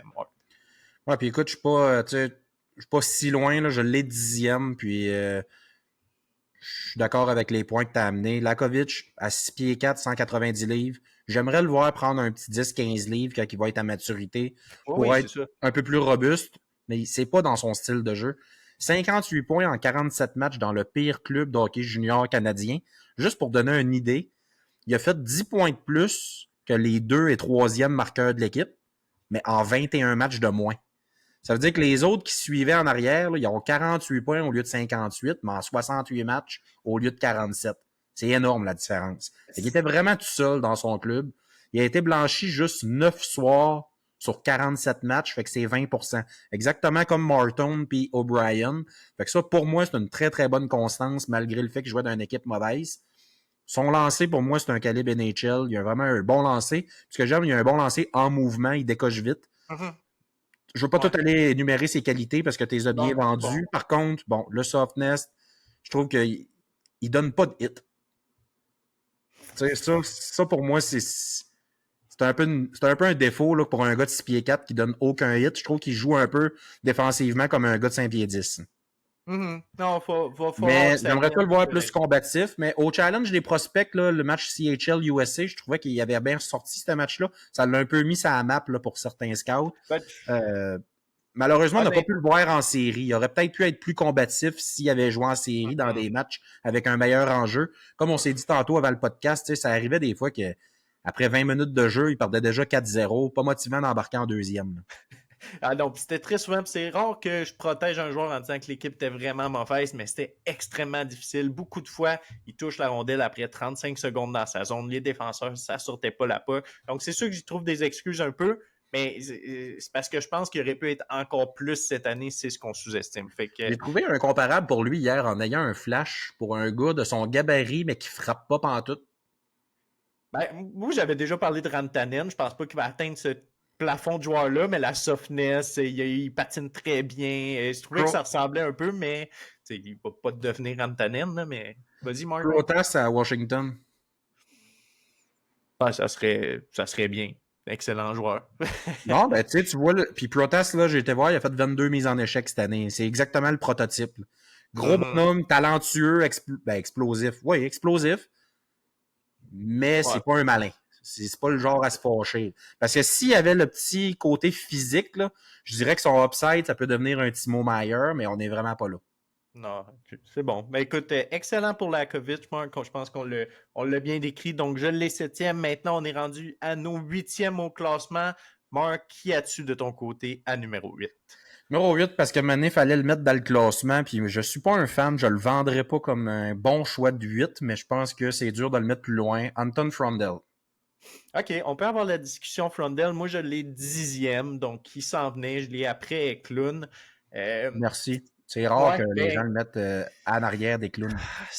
j'avoue que Frondell, c'est extrêmement difficile. C'est probablement le joueur que je suis le plus inquiet de l'avoir aussi loin parce que je vois les flashs, je vois ce qu'il est capable d'amener. Puis si tout va bien, puis ça suit une belle ligne droite, il pourrait vraiment devenir, lui, potentiellement un premier centre extrêmement bon dans les deux zones, dans les trois zones, excusez-moi, qui amène énormément d'attaques aussi. Énormément d'attaques, je pense pas, mais vraiment qui amène une belle attaque. Je comprends les comparaisons avec Barkov viennent de où, dans son style de jeu, dans le fait qu'il n'y a pas de pace. Ben, tu sais, Barkov, c'est petit train va loin, mais c'est le Ouais. meilleur des meilleurs là-dedans. Il va toujours au même speed, fait ses feintes, on dirait, sans bouger les patins, mais il est capable d'éculotter les joueurs. Frondell, c'est un petit peu ça, ses mains. Hier Ça soir, chute également, mais puis il est fort physiquement. Mais ouais, vas-y, Marc. Barkov, là, ça a été long faire le tour du but, mais t'as-tu vu la pause qu'il a faite à Veraghi? C'est ça, mais c'est là que ça se ressemble, mais je pense que c'est vraiment surévaluer le joueur, parler d'un potentiel d'atteindre ce niveau-là. Il est très très bon, Marc, mais je trouve qu'il manque de réponse en attaque parfois. Tu sais, en entrée de zone, c'est vraiment pas de menace. Je trouve qu'il y avait vraiment un move, c'est-à-dire qu'il Au patinait jusque centre. dans le fond de la zone, il retournait, puis il la paix au def en arrière. Assez souvent pour que ça devienne ouais, là, Anton, ça va prendre 2-3 moves de plus à ton coffre à outils. Ce qui pourrait venir, mais c'est aussi tannant que c'était le fait, c'était tout le temps Eklund qui amenait des chances à la ligne. C'est rare que c'était Frondel qui allait chercher la rondelle. C'est quand même rare que c'était lui qui faisait le playmaking sur un jeu. Il était davantage placé. Je dis pas qu'il n'y avait pas un bon hockey sense, c'est quand même bien, mais c'est tous ces éléments-là que je trouve un petit peu déplaisants. Fait que c'est pour ça que je l'ai plus tard dixième. Mais est-ce que j'ai peur? Est-ce que j'ai vu ce que les gens aiment? Oui, mais selon moi, c'est une trop grosse projection. Troisième à Chicago, disons. Ouais, exact. Ce qui veut Tu sais, dire que Chicago va le prendre troisième. je suis capable de dire que je le préfère de loin à, tu sais, exemple, il y a deux gars, je trouve, qu'on projette loin par rapport aux projections des experts. C'est Frondell qu'on a reculé beaucoup, puis McQueen. Mais tu sais, je suis capable de dire que ses aptitudes offensives à Frondell, moi, pourquoi je l'aime pas, c'est un Européen qui joue en Européen, trop un joueur de périphérie pour que, tu sais, des fois, il rentre dans la zone, top circle, coupe au centre, va prendre une bonne shot. Ah, t'as peu, là, t'as jamais joué contre Scott Stevens, toi, là, mon chum, là. On le ramène. Ben là, mais tu sais, en tout cas, moi je trouve que Frondell, il joue pas un style de jeu actuellement en Suède qui va pouvoir jouer dans la Ligue nationale. Oui, il a des bonnes mains, un bon lancer, il est dangereux sur le breakout quand il prend son speed. Comme je disais, il a pas peur de couper dans le centre puis de rusher le net, mais pour moi, quand tu regardes la façon qu'il joue en Suède, j'ai de la misère à le projeter. Tu sais, c'est vraiment pas un Léo Carlson. J'aime pas ceux qui Non, comparent non, justement à non, des non. trop bons joueurs. Léo Carlson, Barkov, et bateau. Moi, son upside, pour moi, c'est un genre de Lundell qui joue en Floride cette année. Là, qui, finalement, c'est même pas le deuxième centre, c'est le troisième en Floride. Là. C'est ben c'est ça, c'est quand même bon, Marc, ta deuxième comparaison, parce que ça se pourrait que Frondell, ça soit ça, puis ça va être très bien. C'est plus l'aspect offensif, premier centre, qui est un petit peu exagéré, même si ça se pourrait. Puis l'autre point, si on veut enlever à Morton qui est déjà gros physiquement, ben Frondell, c'est quand même déjà un homme, malgré le fait qu'il a seulement 17 ans. Il est fort, mais lui, tu sais, ce qui est bien aussi, sa shot pesante, on l'a oublié, Mark, là, mais au niveau de sa shot, elle est très pesante. Donc ça, c'est un il a un très X-Factor. très bon shot, là. Ça fait partie de c'est sa plus grande qualité, probablement. Tu sais, ça pourrait le bail-out dans la Ligue nationale. Tu sais, si jamais il y a d'autres éléments qui ne fonctionnent pas assez, ben, il va toujours avoir sa shot sur le one-timer qui va Non, être ouais. capable de scorer des buts comme ça. Fait que ça, c'est un autre point qui fait que je l'aime plus qu'Higgins. Puis je dirais que j'ai Frondell 10, Higgins 11. Ben, j'ai un gros gap quand même entre les deux. Là. Il y a une Moi, coupure. Là. Je prends non, Frondell puis avant. je suis d'accord avec cette affirmation-là. Puis où est-ce que moi, je suis pas capable de le mettre 3, 4, 5? Faut pas se laisser influencer par un petit tournoi d'une semaine, là.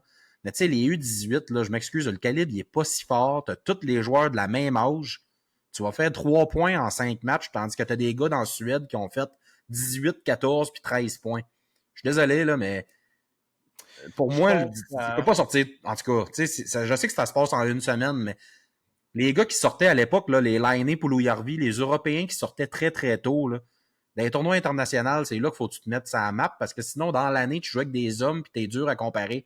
Quand tu as joué avec des 17, des 16 ans, des gars de son âge, je m'attendais qu'ils paraissent très bien sur le tournoi de fin d'année.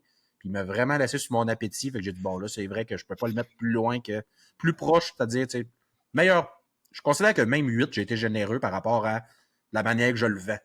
Ce qui est drôle, c'est que Marc, tu l'as 8, je l'ai 10, mais t'as l'air de moins l'aimer que moi. Fait que Ouais, c'est... puis je sais pas, on dirait que je l'ai tellement respecté parce qu'il y en a beaucoup qui le mettent 3 à Chicago. Puis là, je me disais, hey, si je le mets réellement, tu sais, avec les joueurs qui s'en viennent, par contre, ben, tu sais, j'avais Lakovic 10, j'aurais pu le mettre en avant. Bon, je veux pas toutes les Oh, ouais. nommer, là, mais ce que je veux dire, bon, je voulais respecter ses aptitudes offensives, mais en même temps, puis Ouais, c'est j'ai comme correct. ce traumatisme-là là, Mhm, des Européens qui jouent en Européen, là, mais à un moment donné, il y en a des bons qui rentrent aussi. Là.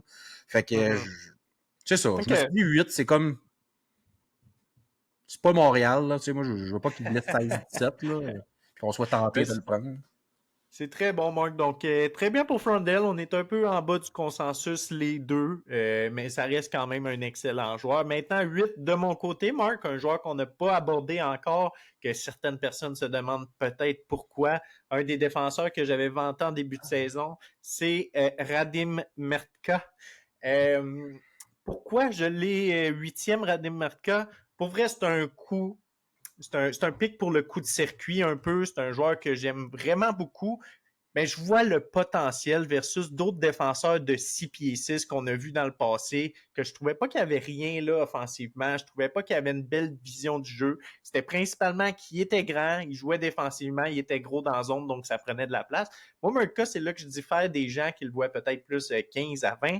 C'est que le package qu'il peut t'offrir, le patin, qui est très, très bon pour sa grandeur. L'agilité, c'est là vraiment que ça joue un petit peu plus, qui est meilleur que des joueurs de 6 pieds 6 habituels. Et surtout, il y a des mains, Mark. C'est ça Ah ouais. qui est très, très On rare. est Un loin de défenseur de... Silaïev. C'est ça qui... ouais, c'est ça. Il n'y a pas les mains à Silaïev. Un joueur de 6 pieds 6 qui a des aussi pas de mains, c'est très rare. Pour vrai, je vois un défenseur qui, à son plein potentiel, pourrait devenir peut-être ton premier défenseur droitier. Deuxième paire, certainement, mais à son plein potentiel, tu le vois premier défenseur. Puis tu sais vraiment, ok, je vais me mouiller un peu, qui pourrait devenir ton premier défenseur. Peut-être pas le premier powerplay, ça te prend un petit Galtis Bear ou un joueur comme ça pour prendre le premier pipi, mais qui va faire le deuxième pipi, premier piqué, va toujours être sur la glace contre les meilleures lignes, va être un shutdown. Présentement, il manque beaucoup d'agressivité pour avoir ce rôle-là d'un shutdown. Ça pourrait venir avec le 16. Il n'est pas très gros encore pour 6 pieds 6, genre 190 livres, 195 livres. C'est un peu fait en shape d'échalote. Donc, ça pourrait venir, prendre énormément de place sur la glace. Puis, vous allez regarder des matchs, des fois, vous allez vous dire, ah, il vient de se faire déculotter. Puis ça me choque comme ancien défenseur de 5 pieds 10. Je me faisais déculotter, c'était terminé. J'allais pas être capable de rattraper la puck. Il se revient de bord, il y a encore le stick on puck qui est encore là. Tu sais, ils prennent de la place. Ils ont cet avantage-là, ces grands joueurs-là. Donc, Frondell pour Murtka, c'est là que je le vois. Puis moi, j'en veux pas à une équipe de prendre le shot 3 à 5. Je le vois aussi haut que ça. C'est juste que c'est quand même une grosse projection. Je suis pas prêt à tout mettre mes œufs que ça va arriver dans le même panier. Cependant, je le vois, le joueur que ça pourrait devenir. Moi, c'est vraiment là que je me situe. Est-ce que je l'ai trop bas?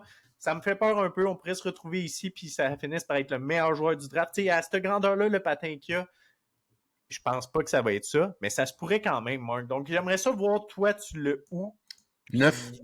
Fait que, tu sais, à la manière Ouais, que j'ai vendu Frondel, là, je devrais mettre Murtka 8 puis Frondel 9 finalement. ben, on dirait que oui. Pour de vrai, Murtka, tu sais, CC6 207, c'est un gars du mois de juin, donc un pur 17 ans. Une chance qu'il s'est envenu dans WHL parce qu'il y avait un point en 10 matchs en Tchéquie, puis on n'en parlerait peut-être pas de la même manière s'il avait joué une année en Tchéquie complète. Bon, 43 matchs avec Seattle, 35 points. Un détail important, il a fini. Seattle, cette année, là, je te dirais que c'était une équipe de troisième tiers. Là. Pas d'un pire, là, mais c'était pas une très bonne équipe dans la WHL. Il a fini plus 10 dans une équipe où 90% du club sont dans les moins. Puis ça, ben, nécessairement, Murtka, c'était leur meilleur défenseur. Il jouait contre les meilleurs trios l'autre bord. Tu sais, il y a juste 3 forwards dans l'équipe qui est d'un plus, là, puis le restant de l'équipe sont toutes d'un moins, puis pas moins 2, là. Moins 20, moins beaucoup, là. Fait que, tu sais, pour moi, ça parle. Je me dis, il était très responsable dans sa zone. Oui, il a fait des erreurs. C'est un dev de 6 pieds 6 qui, des fois, peut paraître de cafouiller avec la puck. Mais globalement, un défenseur droitier, selon moi, ça vaut un petit peu plus qu'un gaucher. Fait que c'est le meilleur droitier du draft. D'un défenseur, évidemment. Il est très, très, très mobile pour sa grandeur. Bonne première passe. Il est capable de contrer le meilleur trio l'autre bord, tuer des 2 minutes, bloquer des shots. C'est pas le meilleur lancé, mais il est capable de bien distribuer la rondelle, puis sortir son épingle du jeu offensivement, je dois dire. Pesant, Marc. Son wrister est vraiment pesant. Plus je l'ai écouté, Ouais. c'est juste que c'est dur de trouver la ligne pour l'amener au filet. Il est pas encore assez bon pour faire ça. Ouais, mettons le edge work, c'est la ligne bleue pour trouver la ligne de tir. Mais ce que j'aime, il sait comment aller, quand est jumper à l'attaque pour aller supporter l'attaque. Il le fait au bon moment. Puis en plus, vu sa grande portée, sa grande rapidité, il est capable de revenir quand c'est nécessaire. Il a joué plus de 25 minutes par match en moyenne cette année. Sheffer, j'ai pas réussi à trouver, là, mais en tout cas, c'était pas sur le site de la WHL, ça, c'était d'un article que je l'ai lu, mais c'est probablement le défenseur qui a joué le plus de minutes cette année, mettons, d'un défenseur du draft. Ils l'ont abusé, Seattle. Le projet, il est tellement attrayant pour moi que c'est normal qu'il sorte top 10. Tu sais, je me dis, Silaev et Simachev, pour nommer 2 défenseurs de ce gabarit-là, qui a sorti top 10 dans les 2 dernières années, ça n'a rien à voir offensivement. Le gars, il est capable de produire de l'attaque, puis il a sensiblement les mêmes aptitudes défensives. Tu sais, il est capable de garder plus le puck que Silaev pendant 3 secondes. Fait, par contre, faut que j'y sorte quelques défauts. Il est pas physique. C'est pas le plus physique, à vrai dire. Il est pas physique du tout. Son shot, pour moi, c'est pas une menace, mais c'est correct. Quelques erreurs en zone défensive. Là, des fois, quand la pression arrive vite, comme je disais, il peut un peu bafouiller avec la rondelle, on va dire, puis s'en débarrasser. Moi, si ce gars-là se spécialise en désavantage numérique là, à la All Gill, puis qu'il a son petit upside offensif pour aller chercher un 30-40 points, je l'ai nommé souvent, là, ben, tu sais, un genre de Charnac qui joue avec Edman, il est capable d'être un premier pairing. À la limite, là, son ceiling, s'il atteint vraiment son gros potentiel, pour moi, ça serait un Paraíko, mais le problème, c'est qu'il botte pas. Ouais, c'est ça. Ben, c'est quand même bien. Moi, j'ai souvent parlé de Tyler Myers dans ses premières années, mais très bien, Martka. Puis, pour vrai, je trouve qu'il est un peu bas. Voir si je vais faire des changements à mon classement, mais je trouve que je l'ai une petite affaire bas, juste pour vous dire à quel point j'y crois quand même. Fait que, très bien, Marc. Pour 8e Martka, 9e, si tu me rappelles bien, moi, j'avais Eklund, 10e Frondel. Toi, 9e, c'était qui, Marc? Ben, j'avais 8 Frondel, 9 Murtka, 10 Lakovic. OK, on peut Toi, passer 10. au 11e d'abord. 11e, j'avais James Higgins. De ton côté? Carter Bear. OK, allons-y avec Carter Bear. Moi, je Je suis l'ai... surpris, moi, tu l'as laissé glisser, toi? Ouais, je l'ai 13e, Carter Bear. OK, correct. Je vais te laisser en parler, Mark, puis j'irai après, mais Ben, c'est un joueur que tout le monde va aimer. Là. Je sais que Carter peut-être Bear, là, je veux juste le préciser, quand on en a parlé cette année, je l'avais pratiquement pas écouté, genre 2 tributes là, de 10 minutes, là. Mais c'est vraiment toi qui l'avais vendu, puis tu m'as vraiment donné le goût. Puis ce qui est plate, c'est mettons, au moment dans la saison, ce que je me suis mis à plus analyser les prospects, c'est là qu'il s'est blessé. Ouais. Fait que, oui, sa blessure, ça va probablement y nuire pour le draft, mais je vais le vendre comme il faut. Il a joué 56 matchs, il a fait 40 buts, 46 passes, 82 points. Premier marqueur du club, même en manquant 12 matchs, dans un club, Everett, qui était considéré comme la meilleure équipe de la WHL. Il s'est blessé le 9 mars, fendu le tendon d'Achille. Ça, c'est sûr que c'est une blessure qui fait quand même peur, mais je crois pas que ça va y nuire dans son développement et sur Pas se sa poser. rapidité. L'an Ouais. passé, il avait fait 57 points en 67 matchs. Fait que, tu sais, passer de 57 à 82, ça, c'est une progression. Cette année, il a fait 184 tirs, donc il score sur pratiquement 22% de ses lancers.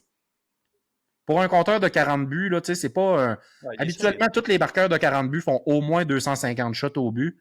Lui, il en a fait 180. Fait que ça, pour moi, c'est un signe que son tir, il est pesant, il est précis, il est dangereux, puis il tire au bon moment.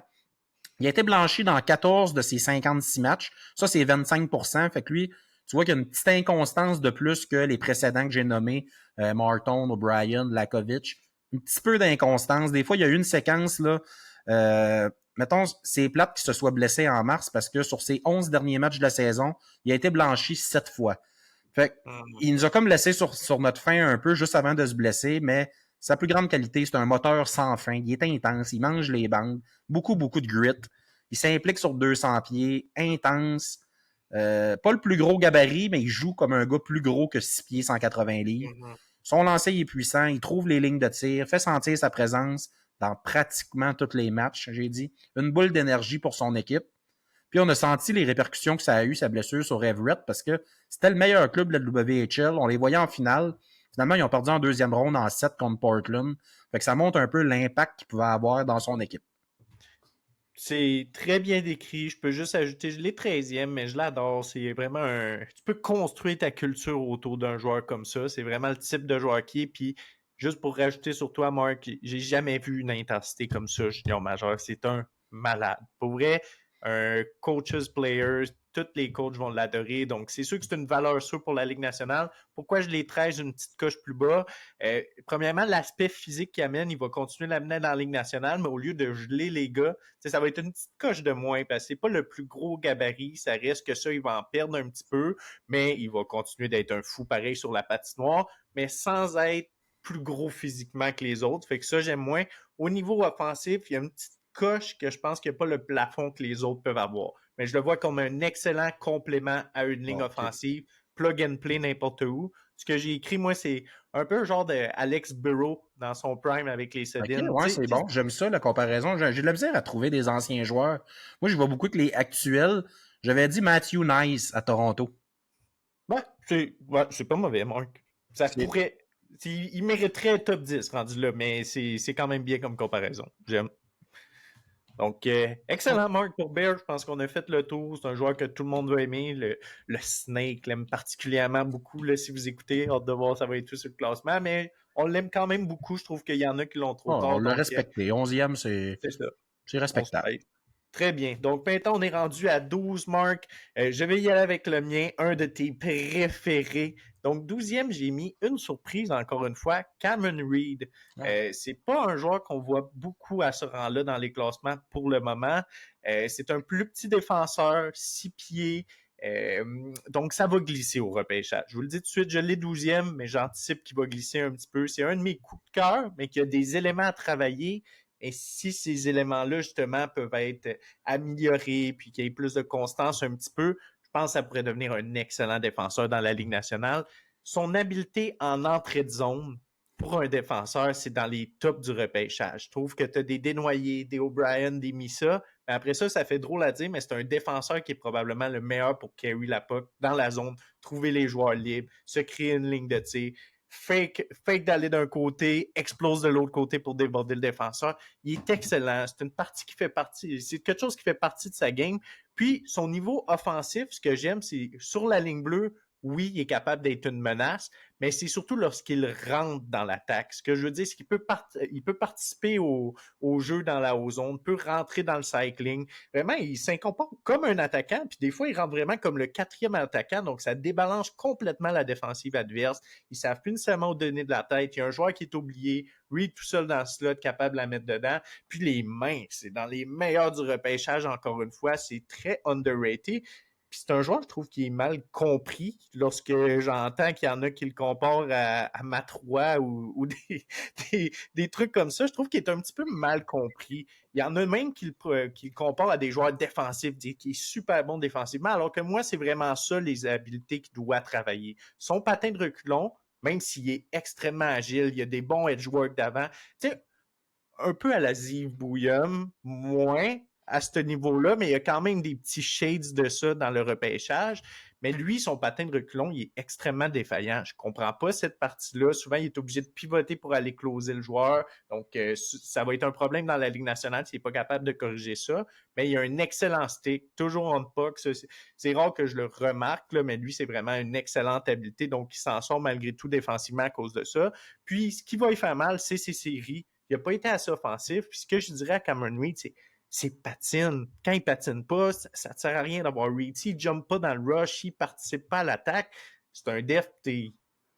C'est ta plus grosse qualité. Et pas peur d'y aller, et pas peur de patiner, et pas peur de suivre le rush, vraiment parce que c'est ça qui amène de plus positif. Donc, c'est ce que je dirais d'améliorer, c'est ce que je dirais de continuer à faire. Puis, une petite affaire au niveau du conditioning, je pense qu'il n'est pas si en forme que ça, Reed, honnêtement. Parce que d'une game à l'autre, je voyais pas la constance dans son jeu offensif.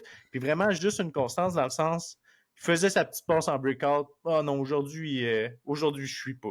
Tu sais, je ne vais pas suivre le rush, je ne vais pas faire tous ces éléments-là qui sont un peu plus brûlants.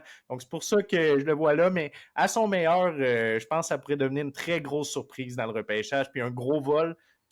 Je le prendrais. Je pense que le Canadien a peut-être une chance en début de deuxième ronde, tellement les petits défenseurs glissent d'habitude. Donc, Marc, Reed, je sais que tu l'aimes moins. Là, Ben écoute, j'ai pas de script préparé, puis je veux pas le détruire non plus, parce que tu l'aimes, tu me l'as vendu. Bon, l'année passée, Bouillum, tu m'as convaincu de le mettre dans mon top 10. Celui-là, tu m'as pas convaincu de le mettre dans mon top 11 parce que. C'est moins une conviction quand même. Ouais, puis j'ai vraiment trop de points d'interrogation. Son patin de reculon. Moi, des fois, il part un chiffre puis il fait comme s'il jouait à l'attaque pendant une minute. Ça me gosse un peu. En tout cas, pour moi, il y a des red flags dans son cas. Je vois les aptitudes offensives que tu vois, mais par contre, ça se transpose pas sur la feuille de pointage. Moi, étant le gars de statistique, j'ai besoin de voir des chiffres. Je trouve qu'il noircit pas assez la feuille de pointage. Je crois pas, tu sais, dans ma façon de projeter les jeunes, je crois pas assez en ses chances de devenir un top 4 stud pour le mettre dans mon top 16. J'ai 2 autres defs, moi, dans mon top 16, puis il en fait pas partie. Toi, t'en as-tu un autre? Un autre dev dans mon top 16? Oui, j'en ai un autre. OK, c'est bon. Ouais. Fait que, tu sais, je veux pas m'éterniser dessus parce que tu l'as bien vendu. Tu as même sorti ses défauts qui sont vrais. Puis les gens, c'est vrai qu'il y en a beaucoup qui en parlent comme un stud défensivement, jouait des grosses minutes, blablabla. Pour moi, il y a encore des lacunes à corriger dans sa zone. Offensivement, il montre des belles choses, mais ça finit pas assez en but, ces histoires. Je trouve que des fois, il y a de la dentelle, ça vire en rond, on cherche la ligne de pause, puis finalement, ça aboutit à rien.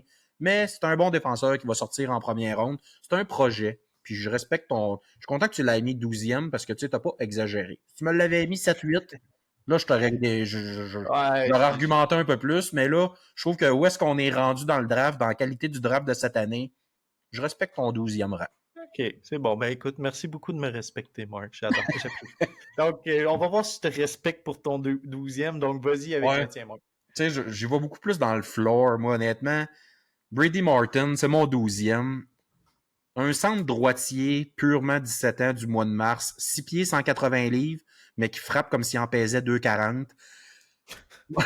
Non, mais pas vrai, moi, Brady Martin, au début, ses premiers tapes, on dirait qu'il en donne pas 10 mises en échec par match à la Carter Bear, puis à la même Carbonneau quand il se met à manger les bandes en première période. Je trouve que c'est pas la même intensité, mais il frappe solide. Puis quand tu écoutes des tributes de ses hits, tu fais il engèle du monde, mais c'est peut-être plus un par match, tu comprends? Moi, ce que j'aime de ce gars-là, bon, 33 buts en 57 matchs, 72 points. Deuxième marqueur de l'équipe. C'est pour ça que je ne l'ai pas mis dans mon top 10. Il traînait pas son équipe, mais en même temps, c'était pas mal le leader de l'équipe, faut le dire. Il y avait Mignoza, là, un 20 ans, qui a fait 85 points, donc légèrement au-dessus de lui. C'était une des pires équipes dans OHL, 15e sur 20 équipes. Il a fini à plus 25. Dans la 15e équipe sur 20, il a fini à plus 25. Celui qui le suit est à plus 10. La majorité du club du club de Sault-Sainte-Marie sont dans les moins. Plus 25, pas plus 2. Fait que pour moi, ça montre comment que Brady Martin il est très responsable dans sa zone puis comment il a un impact offensivement pour son équipe. Pas eu des grosses séries, ils sont fait sortir en 5 contre Windsor, ça c'est normal. C'est un gars d'IQ, il est très, tu sais, c'est plus un gars d'IQ que spectaculaire. Ça peut arriver que des fois, tu écoutes un match de lui et tu le trouves un peu beige. Il a pas fait grand-chose, mais en même temps, pas mis son club dans la merde, prend des bonnes décisions, bon centre, comme je disais, two-way. Pas le talent offensif à dénoyer, mais je trouve que c'est un gars qui le caractériserait de la même manière, c'est-à-dire qu'il est bon dans les deux zones. Il est capable de pièces de jeu spectaculaires une fois de temps en temps, mais en général, c'est pas flashy. Mais il va te sortir une belle pièce de jeu, des belles mains, très physique pour sa grosseur, ça je l'ai déjà dit. Il est toujours dans le trafic. T'sais, moi, j'aime ça, un gars qui a de la fougue, mais il trichera pas. Il va être là comme troisième homme quand ils sont en zone offensive, déjà prêt à se replier autour de son but dans sa zone. Il est wake up, il voit les gars sont où, c'est comment qu'il faut qu'il se place, couper les lignes de passe. Mark, par exemple. Tu trouves qu'il a un bon IQ? Brady Martin, moi, s'il y a un knock sur him, j'ai pas l'impression qu'il fait ses jeux assez rapidement, qu'il voit toujours les joueurs libres. C'est beaucoup à travers la shot puis à travers des super belles mains silky.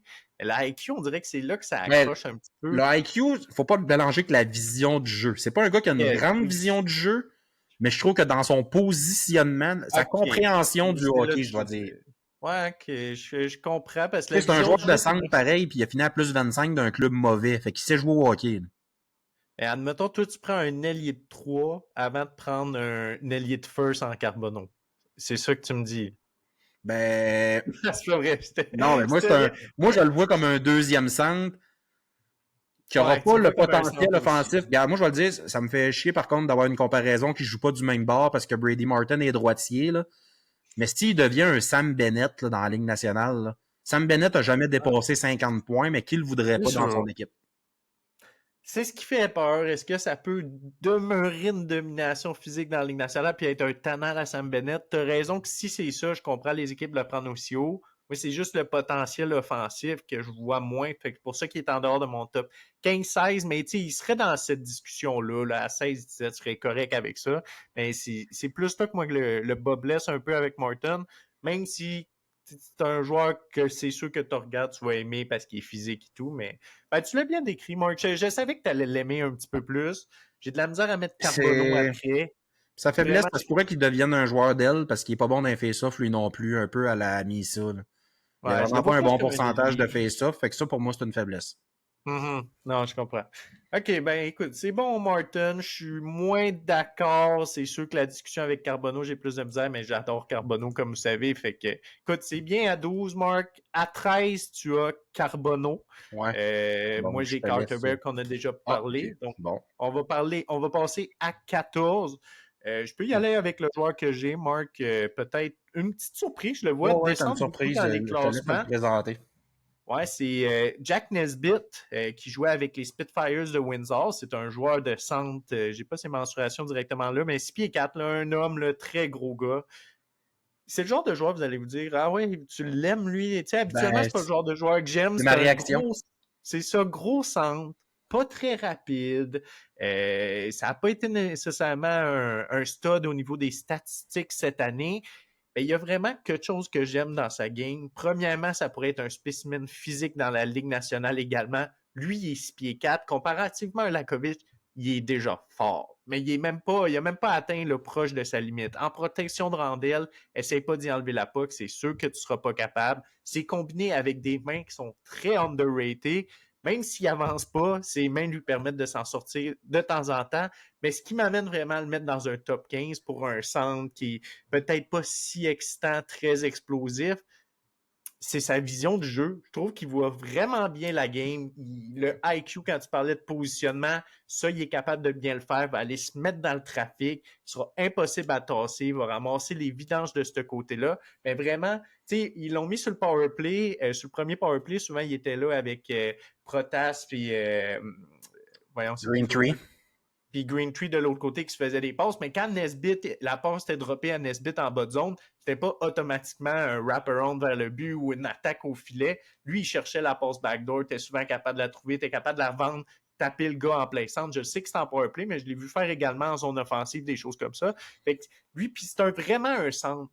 c'est rare que je vais projeter ça, mais je le vois peut-être plus, tu sais, un deuxième centre, ça serait vraiment à son upside. Mais comme j'en avais déjà parlé, un troisième centre que tout le monde veut avoir, qui va toucher à ton deuxième power play, qui va être le shutdown vraiment contre toutes les lignes adverses. J'aime beaucoup cette partie-là de lui, puis je trouve pas qu'il y en a beaucoup des joueurs comme ça dans ce repêchage-là. Fait que c'est pour ça que j'ai Jack Nesbitt dans mon top 15. Ça peut paraître surprenant parce que c'est pas excitant, je vous le dis. Il faut que vous en écoutez un petit peu plus pour comprendre ce que je veux dire, puis pourquoi il y a un petit quelque chose vraiment qui est attrayant avec lui. Il n'y a pas eu des gros 18, fait que je pense peut-être pour ça qu'il drop. Puis le patin n'est pas extraordinaire, mais malgré tout, je n'étais pas capable de le mettre en dehors. Je préfère lui, à comparativement à Martin, que je vois pas comme un centre. C'est pour ça la grosse Ben, tu sais, différence. je Ouais. suis content que tu le dises parce que Morton, s'il le convertisse à l'aile, ça devient ben, là, non, j'allais dire un genre de Carter Bear parce qu'il frappe, mais non, tu sais, c'est pas le même talent offensif, mais en tout cas. Ouais. Pour moi, Morton a plus de chances de s'établir dans la Ligue nationale qu'un Nesbitt parce que Je suis le patin, d'accord. pour moi, c'est le critère. Comment, excuse? Je suis d'accord. Il y a plus de chances. Le critère numéro un à cette heure, c'est la rapidité, je pense, là. Ben, Ouais. numéro un. C'est dur de classer les critères Non, pour non, les mais c'est joueurs, mais vrai, c'est la vrai. ligue est tellement rendue rapide que pour moi, Nesbitt, je le mets un peu dans la catégorie de McQueen. Oui, il y a du potentiel, mais c'est pas assez sûr qu'il va faire la NHL. Mhm. Ah, je Tu sais, je vois pas du comprends. Tage Thompson en lui, un peu comme McQueen pourrait Non, non, non. devenir. Là. Non, non, pas pantoute. Non, t'as Moi, pour raison, moi, je un comprends Adam les gens. Laurie, tu repêches en fin de première ronde, début deuxième. Je te dis, Adam Laurie, je prends ça là, c'est un malade, Laurie. Mais c'est une discussion quand même qui peut être débattue par rapport à Nesbitt à ce rang-là, mais je l'aime beaucoup. Fait que Ah, c'est ça puis pour j'aime ça que 14, moi. tu te mouilles, c'est le fun dans Ouais. ce temps-là. Correct. toi, toi, de ton côté, à 14, Ben moi, à 14, à un moment donné, j'étais tellement en amour avec ce gars-là qu'il fallait bien que je garde une place dans mon top 16. The vas-y. Wrecking Ball, Keshawn Aitchison.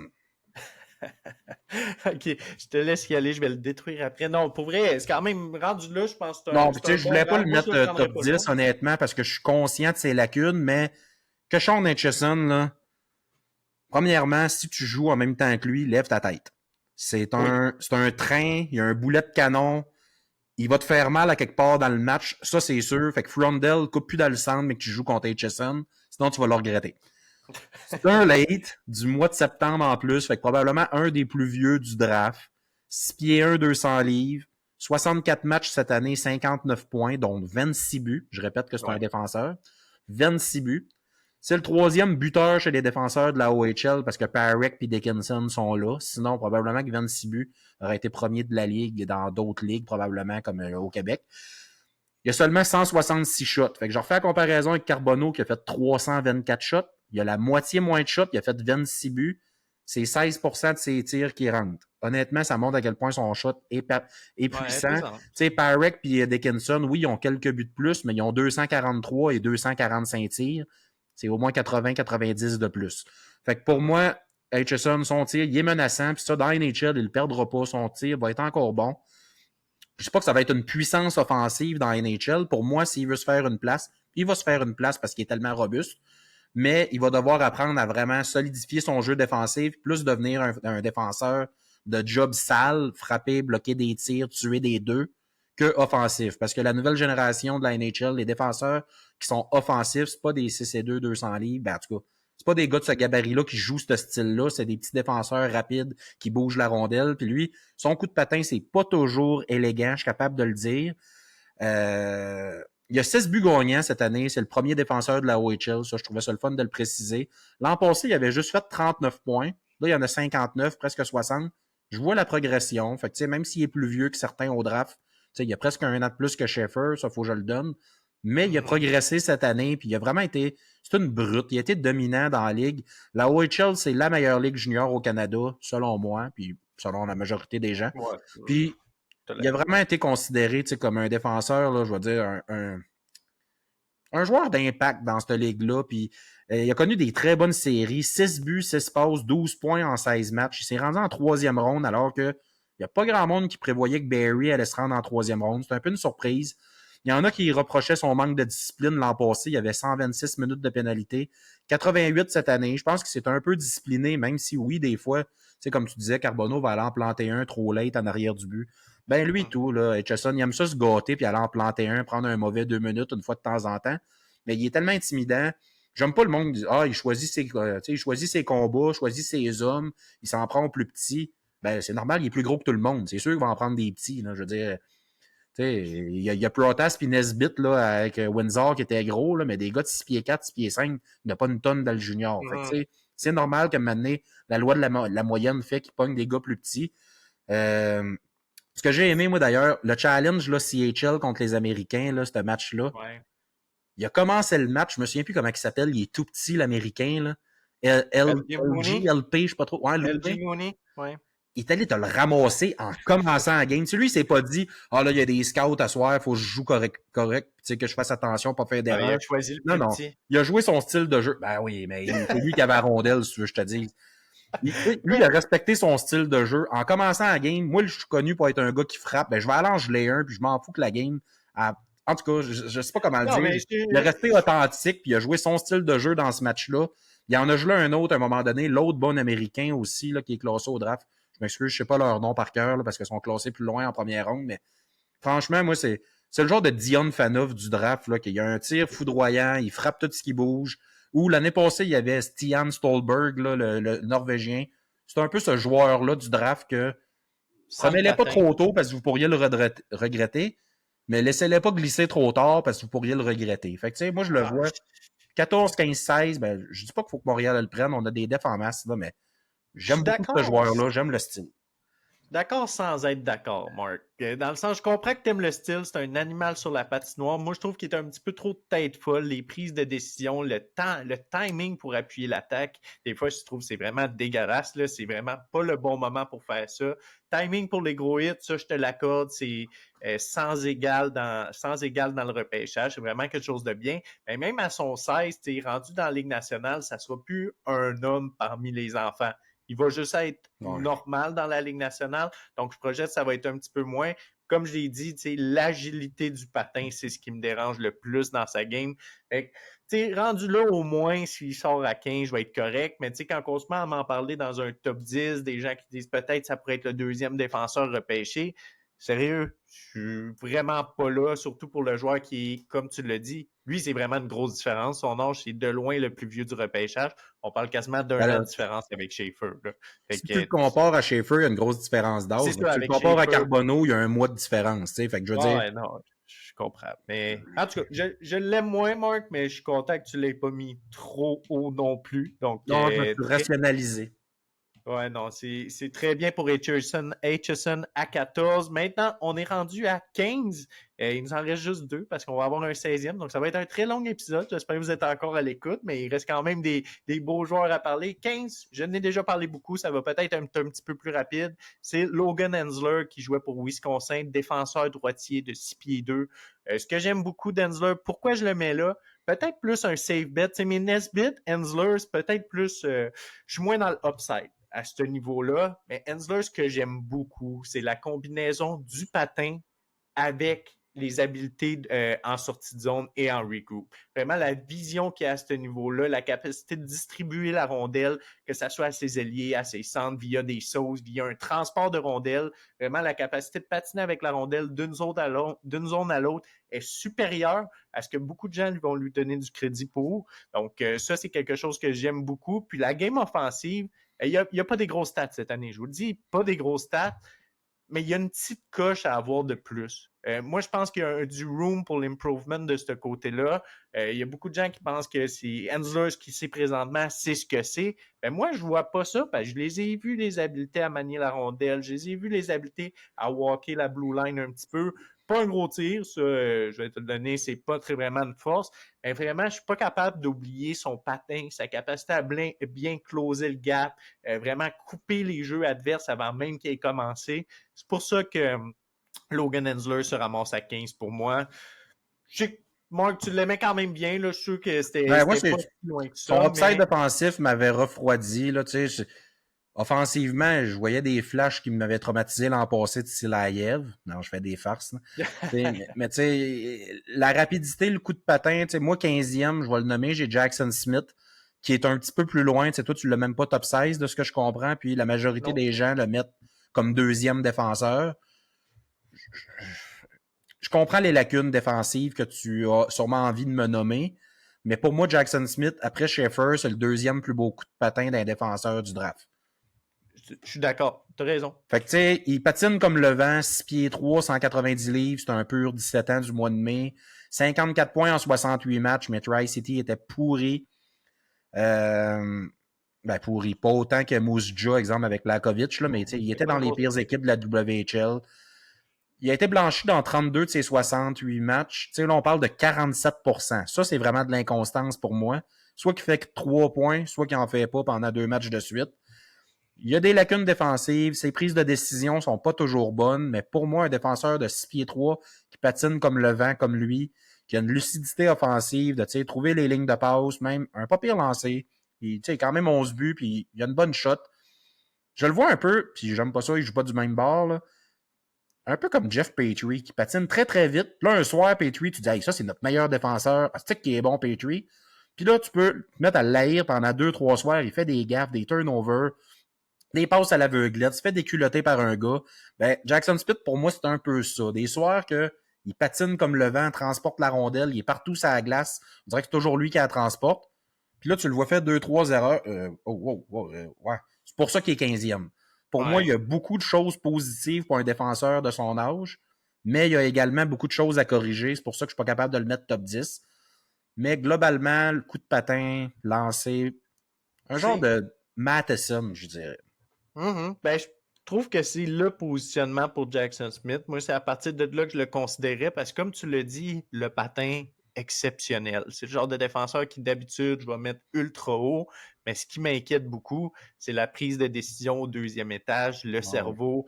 Des fois, c'est trop long. C'est vraiment des qu'est-ce que tu viens de faire là? Mais pourquoi t'as attendu? Là, on le voyait, le gars, tu viens de se donner direct sa palette dans le slot. C'est vraiment des what the fuck un peu. Là. Des crampes. Des crampes au cerveau. C'est ça, des crampes au cerveau. Il y en a un petit peu trop. Puis au niveau défensif, même si son patin est exceptionnel, on dirait qu'il cheat puis il coupe trop vite son gars sur le wall. Il se fait couper plein centre. Vraiment des séquences que j'ai vues à répétition qui m'ont refroidi beaucoup. Mais le talent qu'il a pour patiner, ça demeure quelque chose avec lequel tu veux travailler. Donc lui, tu sais, je l'aime plus qu'Aitchison. Je le prendrais avant lui. Okay. Donc Jackson Smith, 15e, je trouve que ça fait beaucoup de sens. Maintenant, on va finir avec nos deux derniers.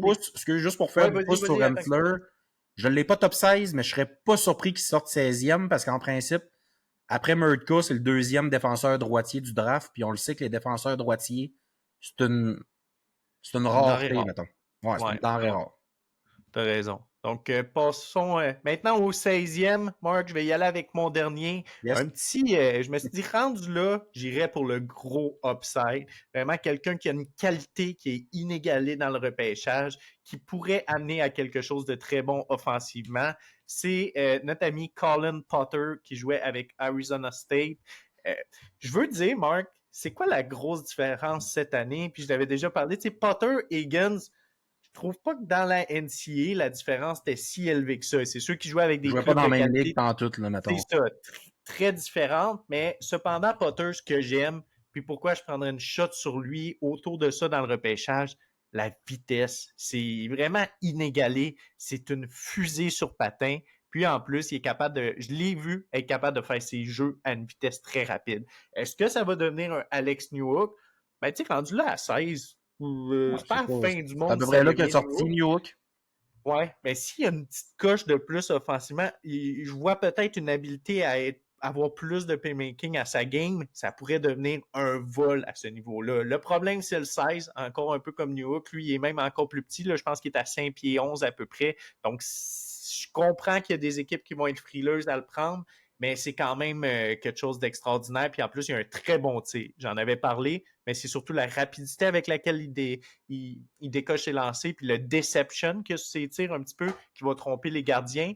Mais malgré tout, c'est le 16e, Marc, je voulais le dire, là, c'était un petit ajout que je voulais faire. Je respecte ton choix, puis je l'avais précisé dans mon script de mon choix 16e. Je comprends pourquoi tu le prends, le petit Harry Potter. Il y a un upside énorme que, tu sais, moi, je le projetais un peu que à son top, ça pourrait donner un genre de petit AO. Moi, j'avais le goût, c'est pas lui que j'ai mis, mais j'avais le goût de mettre Kindle parce qu'on avait nommé ensemble. Il pourrait devenir un Braden Point. sais, moi et tout, 16e, je me disais, bon, c'est le dernier, je veux en mettre un avec un énorme upside. Finalement, j'ai été un peu avec la même logique que j'ai tout fait mon classement. Le meilleur floor. Celui dans tous ceux qui restent, là, que l'équipe qui va le prendre entre 15 et 20 peut pas se tromper. Pour moi, c'est Braden Coots. Je suis un coach, là, je coach du Ouais, c'est hockey vrai, dans la je te vie. comprends. Fait que pour moi, d'entendre dire que ce joueur-là, c'est le joueur que tous les coachs aimeraient avoir, ça me charme. Un joueur Ouais. complet, qui triche pas, qui est discipliné, c'est un leader, il est intelligent, il est vaillant, il va tout donner, peu importe les circonstances de la game, du premier chiffre au dernier chiffre. À l'entraînement, il va être le premier embarqué, le dernier embarqué.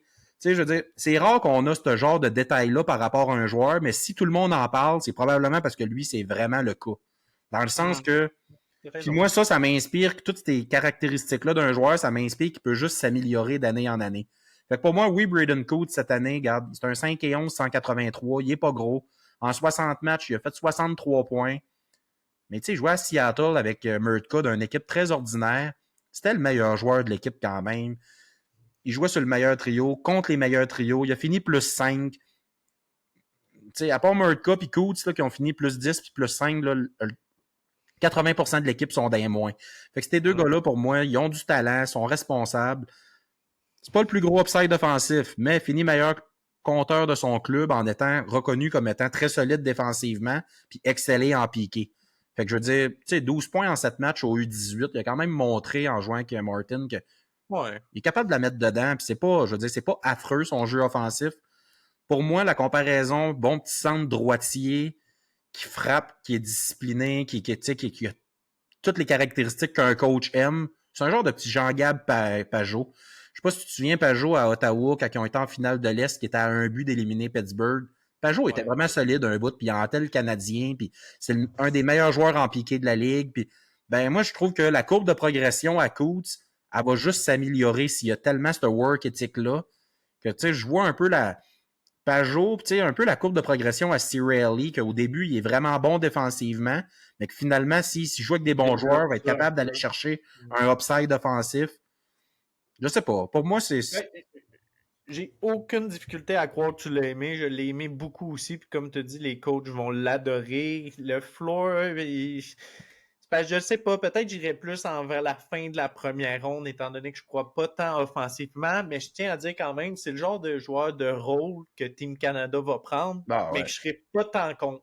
Tu sais, lui, Ah je ouais. vais quand On même a le comprendre besoin parce pour que de vrai, là. Ouais. c'est ça, il a vraiment une petite touche offensive, puis il est capable d'amener cette grit-là, puis il va bâtir la culture, comme je parlais avec Carter Bear, un petit peu de ton équipe. Donc, écoute, bon pick, un petit coup de cœur pour Marc, j'aime bien. Ce qui fait le tour de nos top 16 respectifs. Félicitations, Marc. Très gros épisode. J'espère que vous êtes toujours à l'écoute. On y a été quand même pour longtemps. Donc, pour terminer, Marc, puis après, tu feras les mots de la fin. Mais je voulais juste y aller rapidement avec mon top 16. Après, je te laisse dire ton top 16 au cas où c'était mélangeant depuis le début. Donc, à numéro 1 pour moi, Matthew Schaefer, suivi de Michael Misa, Jake O'Brien à 3, Porter Morton, Caleb Desnoyers à 5, Justin Carbonneau, Lyndon Lakovic à 7, Radim Murka à 8, Victor Eklund à 9, Anton Frondel à 10, James Higgins à 11, Cameron Reed à 12, Carter Bear à 13, Jack Nesbitt 14, Logan Hensler 15 et finalement Colin Potter à 16. Marc, vas-y avec le Je veux juste te lever mon chapeau pour Cameron Reed puis Nesbitt, t'es montres beaucoup plus que les projections. J'aime ça que tu fasses ça, Ellie. Je respecte ça d'ailleurs. On va Fait que, voir si ça marche. je te dirais que moi, mon top 16, il n'y a pas vraiment de grosses surprises. C'est plus l'ordre dans lequel j'aimais. C'est Eklund, ma surprise, je pense, 5e. Fait que j'y vais, moi, mon top 16. Schaefer, numéro 1. Misa, Martin, 3. Desnoyers, Eklund, 5e. O'Brien, 6. Higgins, Frondel, parce que j'ai du respect quand même pour le prototype. Murtka, 9e. Lakovic, 10.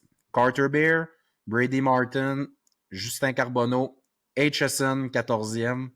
Jackson Smith, puis finalement Braden Coots. Fait que les grands oubliés, je pense que pour nous, c'est surtout McQueen. Ouais, c'est vraiment McQueen. Puis on a eu la discussion, fait vous pouvez aller écouter le dernier pod. Ça me dérangerait pas de l'avoir dans le 13 à 15, admettons. J'aurais pu l'insérer Oh, ouais. là. J'ai juste vraiment pas aimé la fin de saison, la saison en général. Donc c'est pour ça que je l'ai pas là. Puis c'est sûr que les blessures au dos sont inquiétantes. Donc je veux juste dire merci à tout le monde d'avoir été à l'écoute. Je veux dire que oui, j'ai des long shots peut-être dans mon top 16.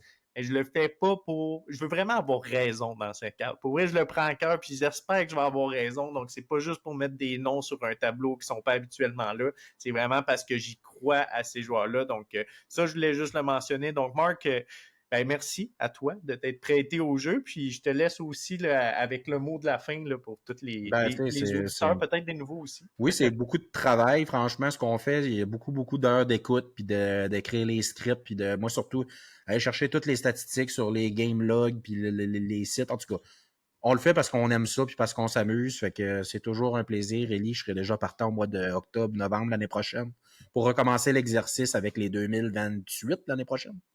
2028. Les 2008, excusez. Les 2028 sont pas encore au monde, on va leur laisser le temps. Là. Fait que là-dessus, la gang, merci à ceux qui ont écouté là, 1h54 au complet puis qui ont attendu notre review de la fin. Fait que là-dessus, je vous souhaite bon ski, bon snow, madame, messieurs.